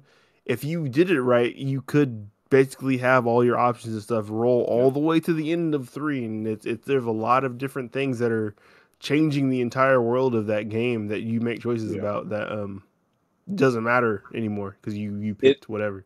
Yeah, playing 3 in real time felt good, and it was like, okay, like that was fun, because the game itself, literally up until the last 35 minutes, is awesome. Like, the combat's better, the story's good, it makes perfect sense for an ending, but it's the ending sequence and the ending like cutscenes doesn't make any sense at all. But like you said, like I put 200, 300 hours into the first 2 games, most of that being into the second game. So like having that relationship with those characters, building all that up to the ending of it, was like, okay, yeah, I'm happy to see this ending. But yeah, when it's like I made intricate decisions that carried over from 2007 until 2014, and you gave me red or blue. Yeah, you're talking about like choices that are like ending entire alien races and shit, or choosing ones to be at war at like forever. Like it's big things. Like, just to wrap them up like that is kind of a slap in the face to everybody. Yeah, it was lazy, which I know it was Game of Thrones season 8 before Game of Thrones season 8. Oh fuck. I forgot that show existed. It was very Game of Thronesy. Wow, that's a Matt, and that just kind of, I think that goes to really show how hard it is to wrap up something that people deem as perfect. Like, just don't do it. We're never really happy with the endings of things. Like, Avengers kind of wrapped up and people were mostly happy with it, but even that was rough. But like, it's really hard to wrap up some shit that people have been invested in for years, because we have theories, we have hopes, we have dreams. It would make sense for it to end like this, and all of those options probably would have been better. Like, the theories that people had for Game of Thrones season 8 were so much better than what they actually did. The theories I had. Go ahead. Oh, bringing something to an end where you actually have to close the door on storylines is, it's like you said, it's like next to impossible. Like, you brought up Avengers, but it's like Avengers keeps going. There's just some things that ended, like an arc ended, but the story keeps going. Exactly. Bringing finality to things like that is like, there's no way to do it, really. We all watched Sons of Anarchy, and we're like, that's how they ended the show. Like, the show, the last season wrapped up, and then like episode 8 or 9, whatever was the last episode, was like, oh wow, you wrapped up everything in this last 14 minutes of the show. That didn't make any sense. So it just shows how hard it is to wrap things up, which maybe don't like. That Mass Effect universe is so big and so intricate and so good. Like, you can look at like the later Fallout games take a lot from that. Outer Worlds takes a lot from that. Like, so many RPG games that came after Mass Effect take so much shit from it. Why did you even need to wrap it up? Like, just because trilogies were the thing? Like, keep making them. And now they're making another one, so it makes more sense. in that universe. They try to go to a different universe. Ooh. Yeah. They're working When they were on, rolling out They Legendary, showed a little teaser. they like showed Liara picking up Shepard's helmet. So it's like, okay, they're gonna do something else in that universe. But you should have just never wrapped it up in the beginning. Wrap Bring up back the Miranda. You know they cut out all of her butt scenes in the new in the Legendary edition. I did not know that, so I'm waiting for a sale. Her character arc was she didn't like that they made her perfect in every way, including that ass. So they were like, well, we probably shouldn't zoom in on her butt anymore. But you can just type in Rule 34 on the internet. It was definitely strong 7 out of 10 now. Game out of here. 10 out of 10. Play Mass Effect. If you're gonna play the first one, play the shit on easy. Don't worry about like enemies don't matter, bosses don't really matter. It's a story. Just get the story out of it. Heal the Krogan. Heal the Krogan because they are the best. Mm-hmm. All right. PS5 hopefuls out there. Your day's probably not coming anytime soon, man. Get your luck together, man. So I learned this today from some people online. If you're looking for a PS5, so the shortage is going to continue next year. The semiconductor shortage, it's not going to stop anytime soon. There's a lot of variables that go into it. There was an increased demand for electronic devices last year because everyone's working from home. There's an increased demand for them from the auto industry because cars are getting more advanced. Because of that, they need more manufacturing for them, so they need to make more machines that make them. There's increased demand there because those machines need semiconductors. Everything is pointing towards things not getting better until the supply chain gets a lot better, and that's not going to be a fast thing because they're making consumer devices at the same time they're making manufacturing devices.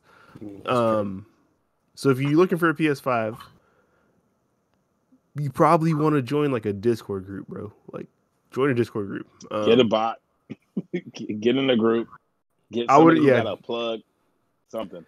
I learned today about Discord groups for these drops because it was on a PC, the build a PC sale subreddit because they're the same shortages are affecting graphics cards and I believe processors too. But yeah, join a group because the people in there they're going to have bots running inside of the group that are giving you stock updates at the same time that they happen, and then you also have just people talking and like giving you direct info on when shit is going to happen. So if you're really motivated to find a PS5 and do not have one, I would say join your Discord group and go from there. All that being said, Blake has made the point. If you don't have a PS5, you aren't missing out on much. Like, there aren't a ton of games that you can't play on your PS4. Everything does look better. The controller is super dope. Like, all that's tight. You're not missing out on much. So don't break the bank to get one. Don't spend $920 on one on eBay because it sounds cool. Because you're gonna pay more than retail, bro. Yeah.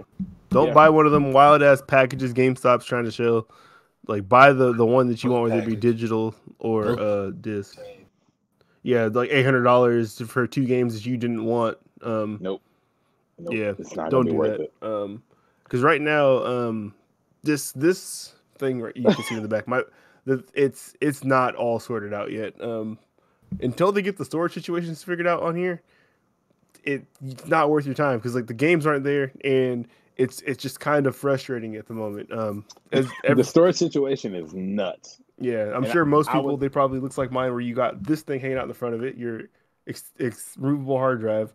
But the actual PS5 games can't even go on here. It's just your PS4 games. Oh, the PS5 games go on here in storage now. You can't play them off of here. Let me say that. Yeah. So, the storage situation, it sucks because games are so freaking big now.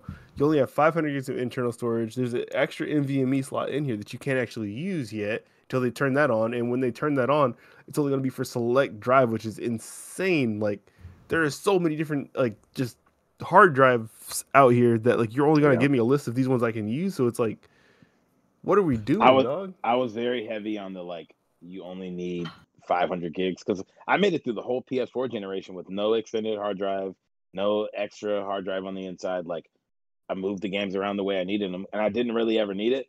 And then I was downloading Mass Effect this week. I deleted Call of Duty. That shit was 198 gigabytes. Damn. That's Call of Duty and 2K took up, I think, 60% of the storage on my console.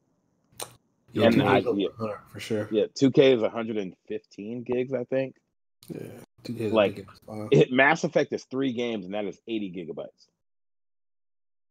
Obviously, they're older games, but it's like, yeah, something.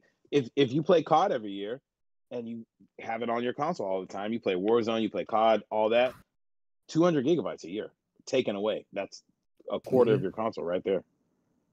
Yeah, You got the storage shit figured out. It's just part of the game though now. Like, dog, they're not COD's not. Yeah, COD's not fucking up, but the fact that like you have a PS5, you can play games in 4K. 4K textures are a lot bigger than 1080p textures or 720p textures, which is like what was being used on the PS4. And COD is a lot. Like, if you're getting Warzone, zombies, campaign, regular multiplayer, like, people are putting thousands of hours in a COD every year. Like, 4K is 8 times the pixels of 1080p. Yeah, that's crazy. I didn't know that. So yeah, games are going to get bigger. Then you have like the sound files, which you got your fancy headphones. You want to hear shit good. That's got to be in a higher bit rate. That's big.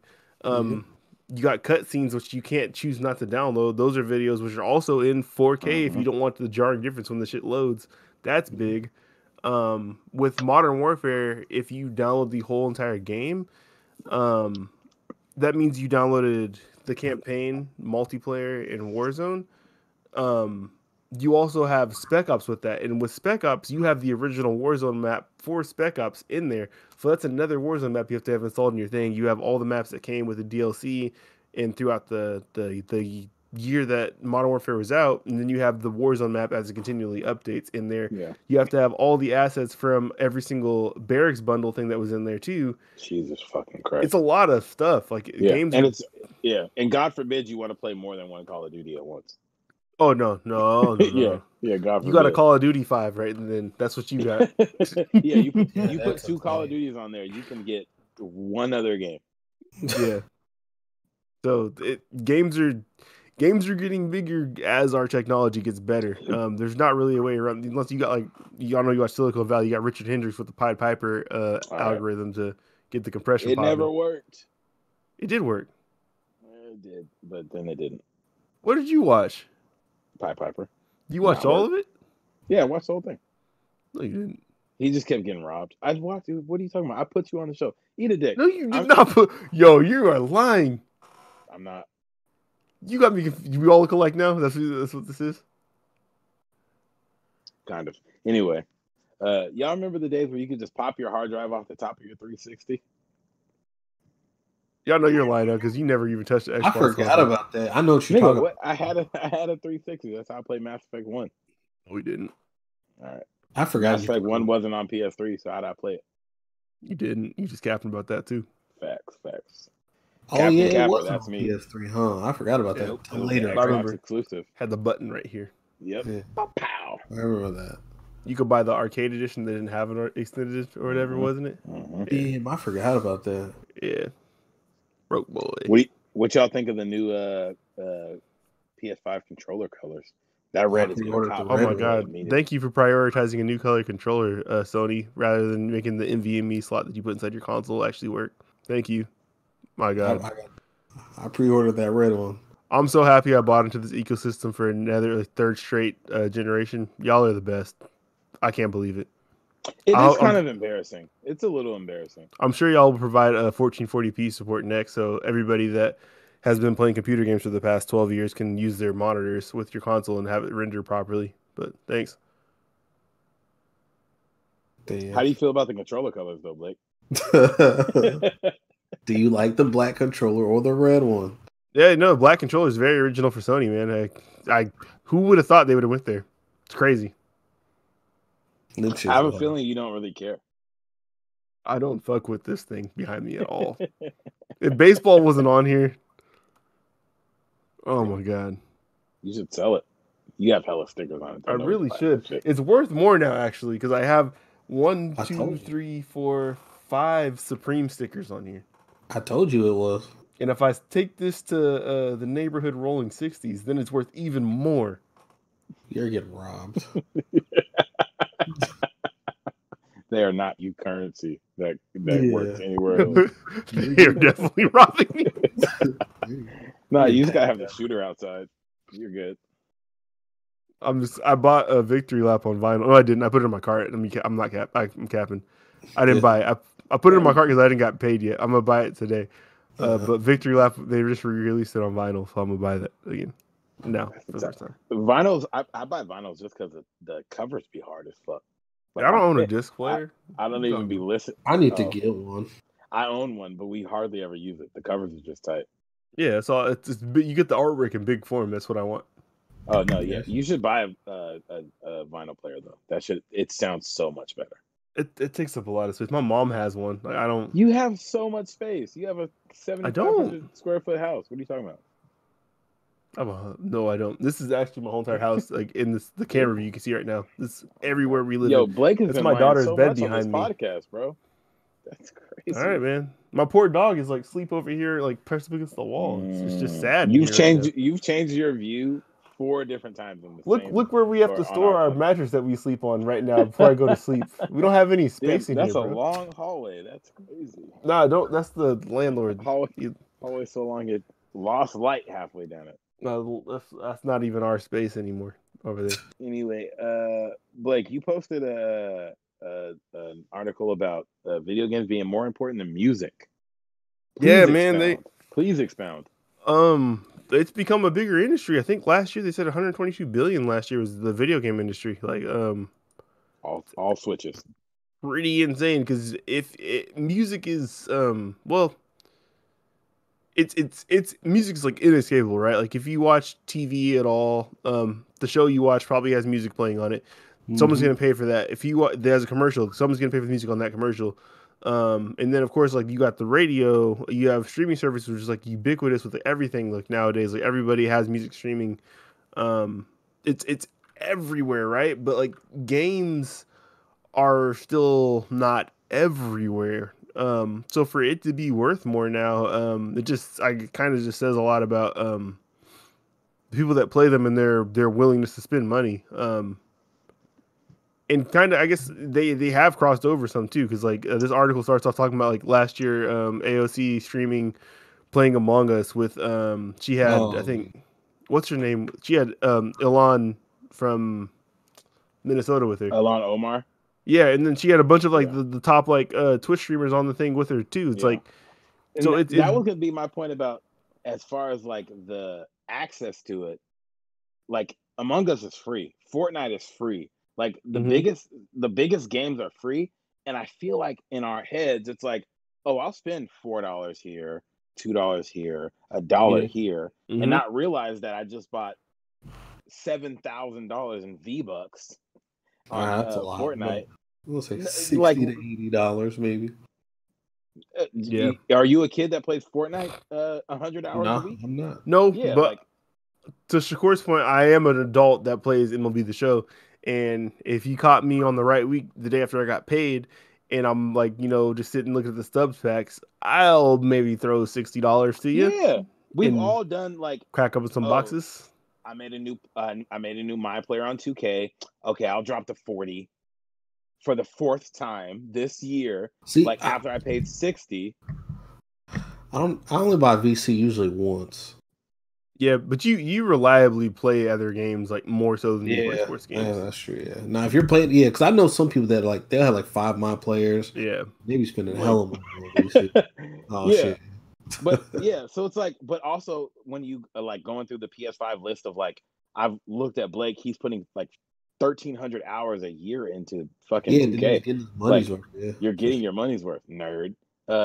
Just a fuck ton of. So it's like it makes sense, but with music. Music is interesting because like if I have Apple Music and I just stream all day every day, how does that look compared to me putting money into V-Bucks on cost you Fortnite? A lot less for sure. It's hard to spend more money in music than it is to spend in games. Yeah, like music is becoming freer as we go along. Like I don't have to illegally download shit anymore, but it feels freer. Like if a Drake album comes out tonight or tomorrow, Nicki Minaj just put out a new project tonight. It's not even new. Not even new. She re-released it. Yeah. J. Cole put out new music. Didn't pay $1 for it because I paid. I pay for Apple Music, so the shit just downloaded itself on my phone. So Yeah. it's an interesting like compare and contrast of like video games are bigger because we are nigga. Everybody bought a Switch last year for $180. They bought Mario Kart. They bought Zelda. They bought Mario Party or whatever. Versus I have Apple Music and I'm listening to music 14 hours a day. I have heard that what these on the topic of like, because yeah, if you got to spend less to get into the music service than you do like to playing games, something like that. So that when you hear that, that sounds like, oh my god, it must be hard to like make money as an artist. But what I've heard some of these streaming services do, I don't know which ones, I don't know if it's all of them. Whatever percentage you were of that streaming service's total streams for the year, that's how they decide what they pay you, and it's still yeah, basically that. I think that's what they were trying to get it to be. I don't think that's how it. Oh, they didn't get it there. Okay, yeah, no, that's no, because I think they were tough cookie. I guess that's what kind of leads into the next point. They're talking about that on the Joe Budden podcast last week or 2 weeks ago. Like, oh yeah, for sure, artists kind of like pay into a bucket and everybody gets paid out of it. And they're like, well, Drake is probably responsible for 80% of people who have Apple Music. Nah. Should he get 1% of his cut or whatever the case may be? I'm making up a number, whatever. Yeah, I know. Yeah. So yeah, I think that's what they're trying to do so that more people can get more money. But like, yeah, Drake and Ski Mask the Slump God shouldn't have a nearly an equal cut, even though they might have a similar amount of streams or something like that. Drake and E40, yeah, probably shouldn't be. Why would you do that? Why would you bring up E40 in this? I gotta represent Antonio, man. He's CB. I Tyrell Henley stream E40 just as much as I stream Drake. So in my book, they're pretty much the same. Cap. That's not plausible. It's not. It's not plausible and it's not cap. So figure it out. Okay. You know how much out? I'm not doing this with you on the podcast. Don't do a lot of E40. I listen. You listen to Club Paradise a lot too. I don't know any of the words of Club Paradise. Not a song I listen to. Controller could have got me there. Controller. Okay. Yeah. All right. JBP. Hey, R.I.P. the JBP podcast. They coming back, bro. Yo, Joe really fired niggas in the mid. How you get fired on your day off? That's insane. He really. They asked for it. They fucking asked for it. Where y'all stand on this? Let's hear this. So I did listen to that whole that last episode today from that link you had posted. Mm-hmm. I mean, because I'm a Patreon subscriber and I pay for their content. But I kind of see what Joe was talking about. Where like you can't show up to your fucking job talking about come see about these hands, boss, multiple occasions, and expect to keep your job. Fucking like. He was gonna let them use like their footage that he gets that he pays for like the camera crew and all their stuff to put to their own channels, but they never did anything with it. He like suggested them to do shows and all this stuff. It's like damn. Yeah. And that all makes sense. The come see about this hands boss like that seemed like at first was like part of the show. Like, oh, we're listening to friends talk and this is friend. If the three of us start talking about beating each other up, like that's what it seemed like. Obviously, that wasn't the case, and I don't know if that was communicated. You could tell that was kind of like something. Yeah, and we can't talk about how we interpreted it because you got to think about 100%. What they had going on behind the scenes and what Joe and all of them knew was happening, and he's saying this to me. Yeah. I feel like Roy and Maul didn't either feel like or realize they were the worker when they were the worker. Like you are talking to your boss like your friend because your boss is your friend and you think that you are a boss here and you are not. So you're still moving like you are. And he's like, nigga, why are you, excuse me? Like I'm the boss. So I don't, and again, we're not there. We didn't have the conversation. It seemed like either conversations needed, because when they came back, they said like, we should have talked about this before. We should have done this before. We should have done this sooner. I think they should have had a conversation that sounded like, can you guys check yourself before you wreck yourself? And then they wreck themselves. Nah, I don't know if that conversation was had. So, I've I've been arguing with people on Reddit I about this for the last 2 days. Of course we have. I haven't listened to the last episode. I'm going off of the last 400 episodes that I listened to, not this most recent one.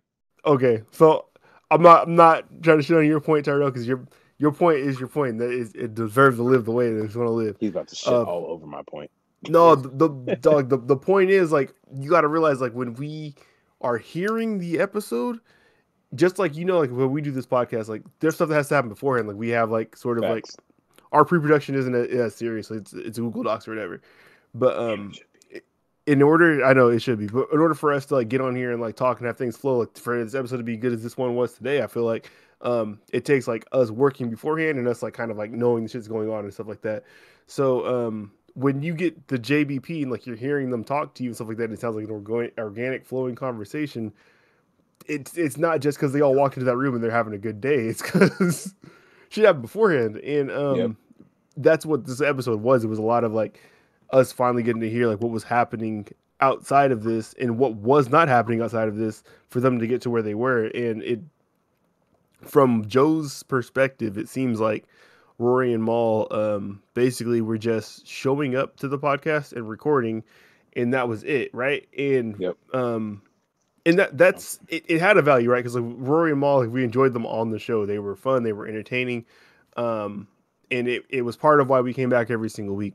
But if that's all that you're doing, and this thing is going from just being like a show that was whatever to something that's signed to Spotify, and like he's trying to make it into a brand and trying to make it into a business, and like you have other people that work for you now, and you are in front of millions of people every single week, it's clearly become something more than you should take a bit more serious, And they definitely they definitely never did, but they kept on asking for more and kept on acting like they were being treated wrong.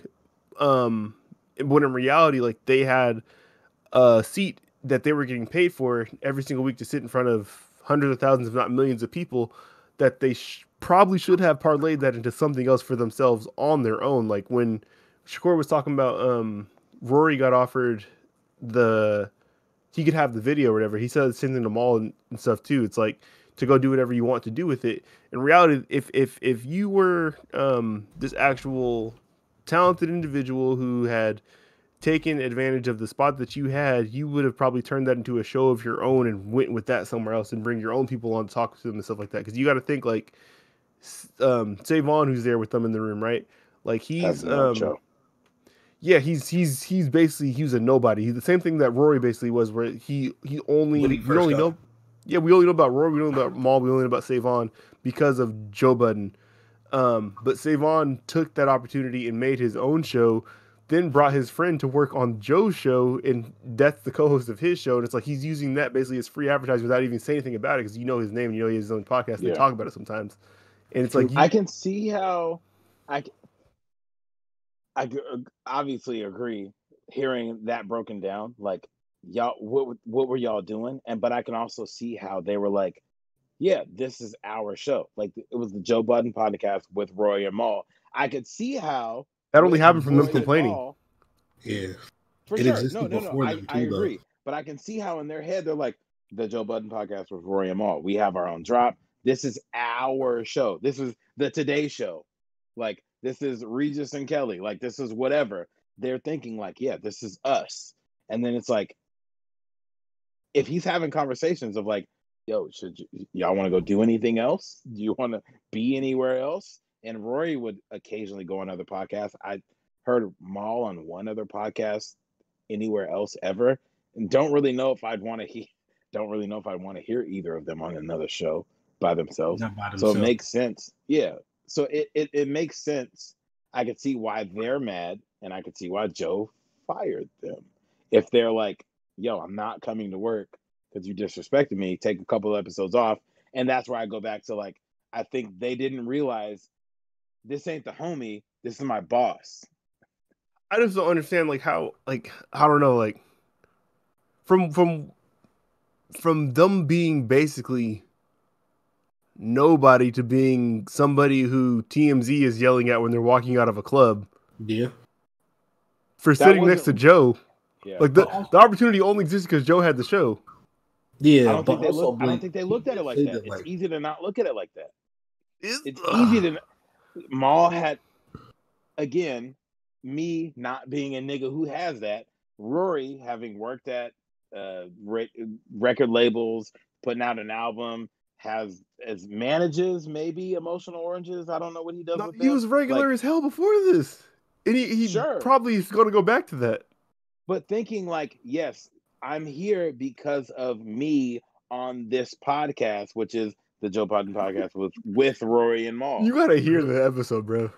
nah, No, yeah, but I'm saying like I think it's very easy without hearing it from their perspective to think it's the Joe Budden podcast with Rory and Maul. I I am a part of the reason why it's here. I I hear am you, as big as him. but Blake, didn't he said that like he's the one that's invested like all his money he pays for like I'm the sure. Yeah, production. he said like when they weren't making any money, like when the Spotify deal ended, He was he's the one paying that for decided to that. start paying people. So it all came out of his pocket. He said, Yeah. let's pay people like we're getting paid, and we're gonna make this place like a place to be, and that's gonna be our value. It's gonna go from there. And he said like the Joe Budden podcast with Rory and Maul, like the name only came to be that when they signed to Spotify because Rory and Maul begged for it to be that. Exactly. So But the show was never that because if you ever go back to you guys knowing niggas, like, do you think no, I don't. Yeah, like But like if they're that's what not I'm paying saying. for it, Think like of if it they're from like not you paying for knowing people and how the people work. equipment, yeah. I'm not, okay. So I guess I understand how someone could get to that point. I guess I should say that. That's my I'm point. saying you are so wrong for being at that point. Yes. I that's why I'm saying I understand why they're mad. Is Joe right for firing them? 100%. Yeah. If I'm like, hey, I'm blank and I work at the blank store, I make you this much money, nigga. You're not the reason this store is open, though. You can be Yeah, fired and replaced today. I don't know if they can be fired and replaced, they but can you can be fired and replaced today. because like, the ice in this shit worked immediately. It did. It did. I didn't like And- it as much, but it did. It did. Because that's what if we will name this podcast later and shit like that, when like Ice would just show up sometimes or whatever, that's what it was. It was Joe bringing his friends on and just talking to them. yeah. Ice, I think Ice is different too from those guys because Ice has 120,000 followers on Twitter and has like kind of been a entity of his own for so long ish. Like I could listen to Joe and Ice be on a show. Ish, I don't really care for, and I like who the is this respect, guy? but I understand. Yeah, but yeah, like Ice, like I followed him on Twitter since fucking 2010. Like, Yeah, Ice has been an entity of his own and has hella followers. Has his own. Ice is bringing people with him, and that's kind of probably, I'm sure, the point Joe was making of like, Maul and Roy didn't bring anything to the podcast. No, it's like we blew turn up. this seat into something, and we all grow together. Yeah. Don't just Ice use the is- seat to be in the seat. Ice is bringing 100,000 people to that seat. Yeah, Some of those people obviously probably already listen to the podcast. there's But a Ice big is overlap for sure. Yeah. probably a celebrity of his own on his own. Period. No, it's just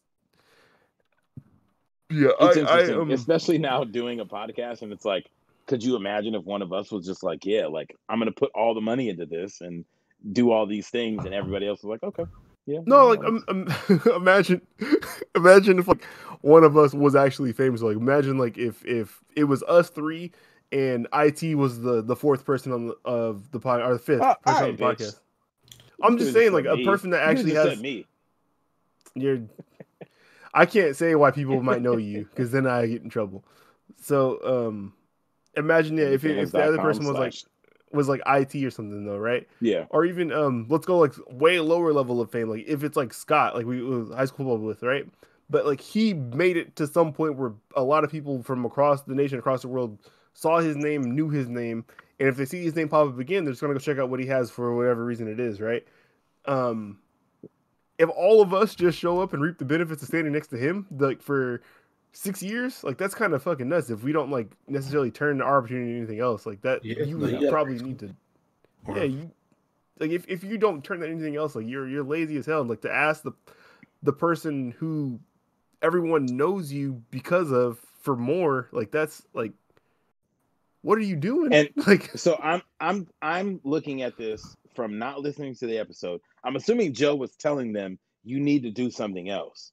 Because I he wouldn't gave him think, ideas. He gave him IPs. Like when he told yeah, like Maul okay. about the clothing thing or like shit like that. It's like You gotta make your own listen, content. Tyrell, and Yeah, then it's we like probably Okay, talk about that it makes again. sense. Because he was like my being first hella thought is generous. like, why would I do something else? But if he's telling them like, make us some more money, and they were just like, nah, I'm No, good. yeah, because the issue was ownership, right? And it's like if I have my own YouTube channel with like 2 whatever million followers on it, and this is where the network associates our podcast associated, like Rory asked him for splits from the YouTube, right? And Joe's music's on his YouTube, so it's like Joe had fans before all this started, before he started doing a podcast, and like he just talked to people like on like Justin TV or whatever the fuck, or even just Twitter. Um, like how are you going to get splits from like people just getting traffic on the YouTube? Like all my stuff is here. Like I'm not giving Yeah. you any of this. Like there's no way for me to properly split this up with you. But what like Jamal said, like I'll give you the video for the podcast. You can do it on your own channel and do whatever you want with it. And then also, if you wanted to, like he probably could have started his own show. I'll put it on my YouTube, and you can get splits from your show on my YouTube and have complete ownership from it. Yeah, Like and why? he said like other places would, no place would give him no deal like that. Like allow you to use like our footage from like what we record no. on your own shit. Yeah. Just Fuck because no. it's moving off love. Nobody else would do that. But it's like you already have a platform that can put you in front of millions of people. All you need to do is create something, and I'll put it up here. And it's you have a bigger audience than you could ever ask for as a new Which creator. is hilarious because he could have been in the Joe Budden Podcast Network. And thinking of like Mandy, who is on a podcast of her own, Karen doing her Civil own thing, and is on the Karen Civil brand of your own. doesn't You need have him. a podcast there. Rory could have just had the like you 2 extra days a week you podding, and it's the Rory and Sam podcast, or it's the Rory and DJ Anything. Academics podcast, whatever. Rory and like, the dude from is Chris it just say Styles. Palooza partners. Chris Styles. Yeah. The Roofie podcast. Probably don't get that one off. Rory and Duke, whatever. Yeah. Stealing. But yeah, no, hearing you guys break it down, that makes perfect sense. I can see why You gotta listen to the they episode. got fired. Yeah. I don't know. Yeah, I saw. No, it's I saw there was 25 minutes on my podcast app, and it was like, oh yeah, go to Patreon. I was like, I don't know if I want to do that. You guys posted the free link. Still don't really want to do it, but you guys gave me all I need I listened to know. to it today at work. Even if you listen to the academics link that Shakur posted, he basically plays almost all of it on there. And That shit was so funny. yeah. Academics is a fucking character. Yeah. Nah, But he like another person that like turned the opportunity that he had next to Joe into something else. Not that he needed Joe for that, but it's like you take what you have. Like Andrew Schultz turned like the opportunity next to Charlemagne into his own brand. Like Facts. That's true. you got to realize where you are. He didn't like I don't know what he asked Charlemagne for, but it's like you break got to it down take like the opportunity that. you have. Everybody who's been like Wax is his own kind of celebrity. Wax is his own. Yeah, he waxes his own podcast now. He has his own brand. Like you Yo, got to take the opportunity you I have. haven't listened to that Wax podcast in so long. Me neither, but I'm probably sure 2 Brilliant episodes. Idiots fans have. Yeah, and he's probably still going. He has his own fan base now. It's still on there. I still get them I still get the messages like, "Are you still interested?" I'm like, "Not really." No. Shout out to Damn, that's crazy. Dude was just enjoying like going on tour and like getting like to put inside rooms because you know Joe Budden and not like like oh maybe I can get put in a room because I'm Rory or because I'm all. And I can for sure see why people got there because that's the rich friend thing. Like I have a rich friend and he's rich, so I'm rich. I would just think people whose lives are like not so tied to W-2s like that are in that creative space like as their main source of income would probably be able to see things a bit more clearly. But they told us like I don't care about potting. I don't want to do blah. I don't want to do blah. So they probably looked at Joe telling them to do that. Like you need to go pod more, and they're probably like, nah. There's definitely other things that they could have done. But they're probably looking at it as like you need to pod more. Like Maul being able to call up all the Griselda dudes and all these NBA players, like that could have been something on its own. Fam, you can get KD and Julius Randle on the phone every week. Damian Lillard, you got him at the podcast, bro. Yeah. Trevor Ariza a bunch of times. Yeah, they fumbled the bag because I'm sure none of that's going to be on the JBP, like the Joe Budden Podcast Network, and they don't got that person no more. Yeah. They're gonna keep on getting Rosa Acosta and like people that were hot on Twitter in 2013. Yeah, it'll be interesting where both sides go from there. Because Rory's final tweet about it was like, I'll get to the messy shit later. Where? Where? Where are you gonna do that? You think Drink Champ's gonna call you back? To the Rory podcast? Rory. The Rory podcast? Yeah, I don't know, man. Sheesh. I'm to be honest, and I'm not really interested in hearing either of them on their own. But I say that now before they've done anything, so maybe things will change. But I would listen to Rory maybe in a different space. I don't want to listen to I don't know. Talk about anything anywhere else. Yeah, like I feel like they were all good together. I don't know if I'd really want to hear them by themselves. I'm not gonna say they're all good together because we all spent the last year complaining about how they weren't that good together. Well, it's because this was going on though. Yeah, for sure. Like the podcast was definitely better because I was listening. Yeah, I was listening when they had fucking Rosenberg and Oberl on there. Yeah, same. And I definitely wasn't like the band of it, but it was like it definitely got entertaining when they had like Rory and Maul on there. My boy in Germany had to tell me to come back to it because I was like, man.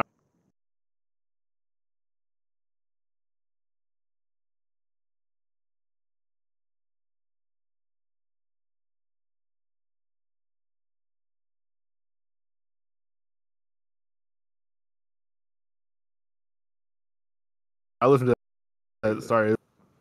Yeah. I feel like that wasn't that long. Oh, no, I've been at the post office for 7 years. No, yeah, you have. No, I thought about. I'm thinking of where I wasn't. Yeah, that makes sense. All right, we doing this bracket today because goddamn, we're at 2 hours and 20 minutes. Now I feel like it's hard to.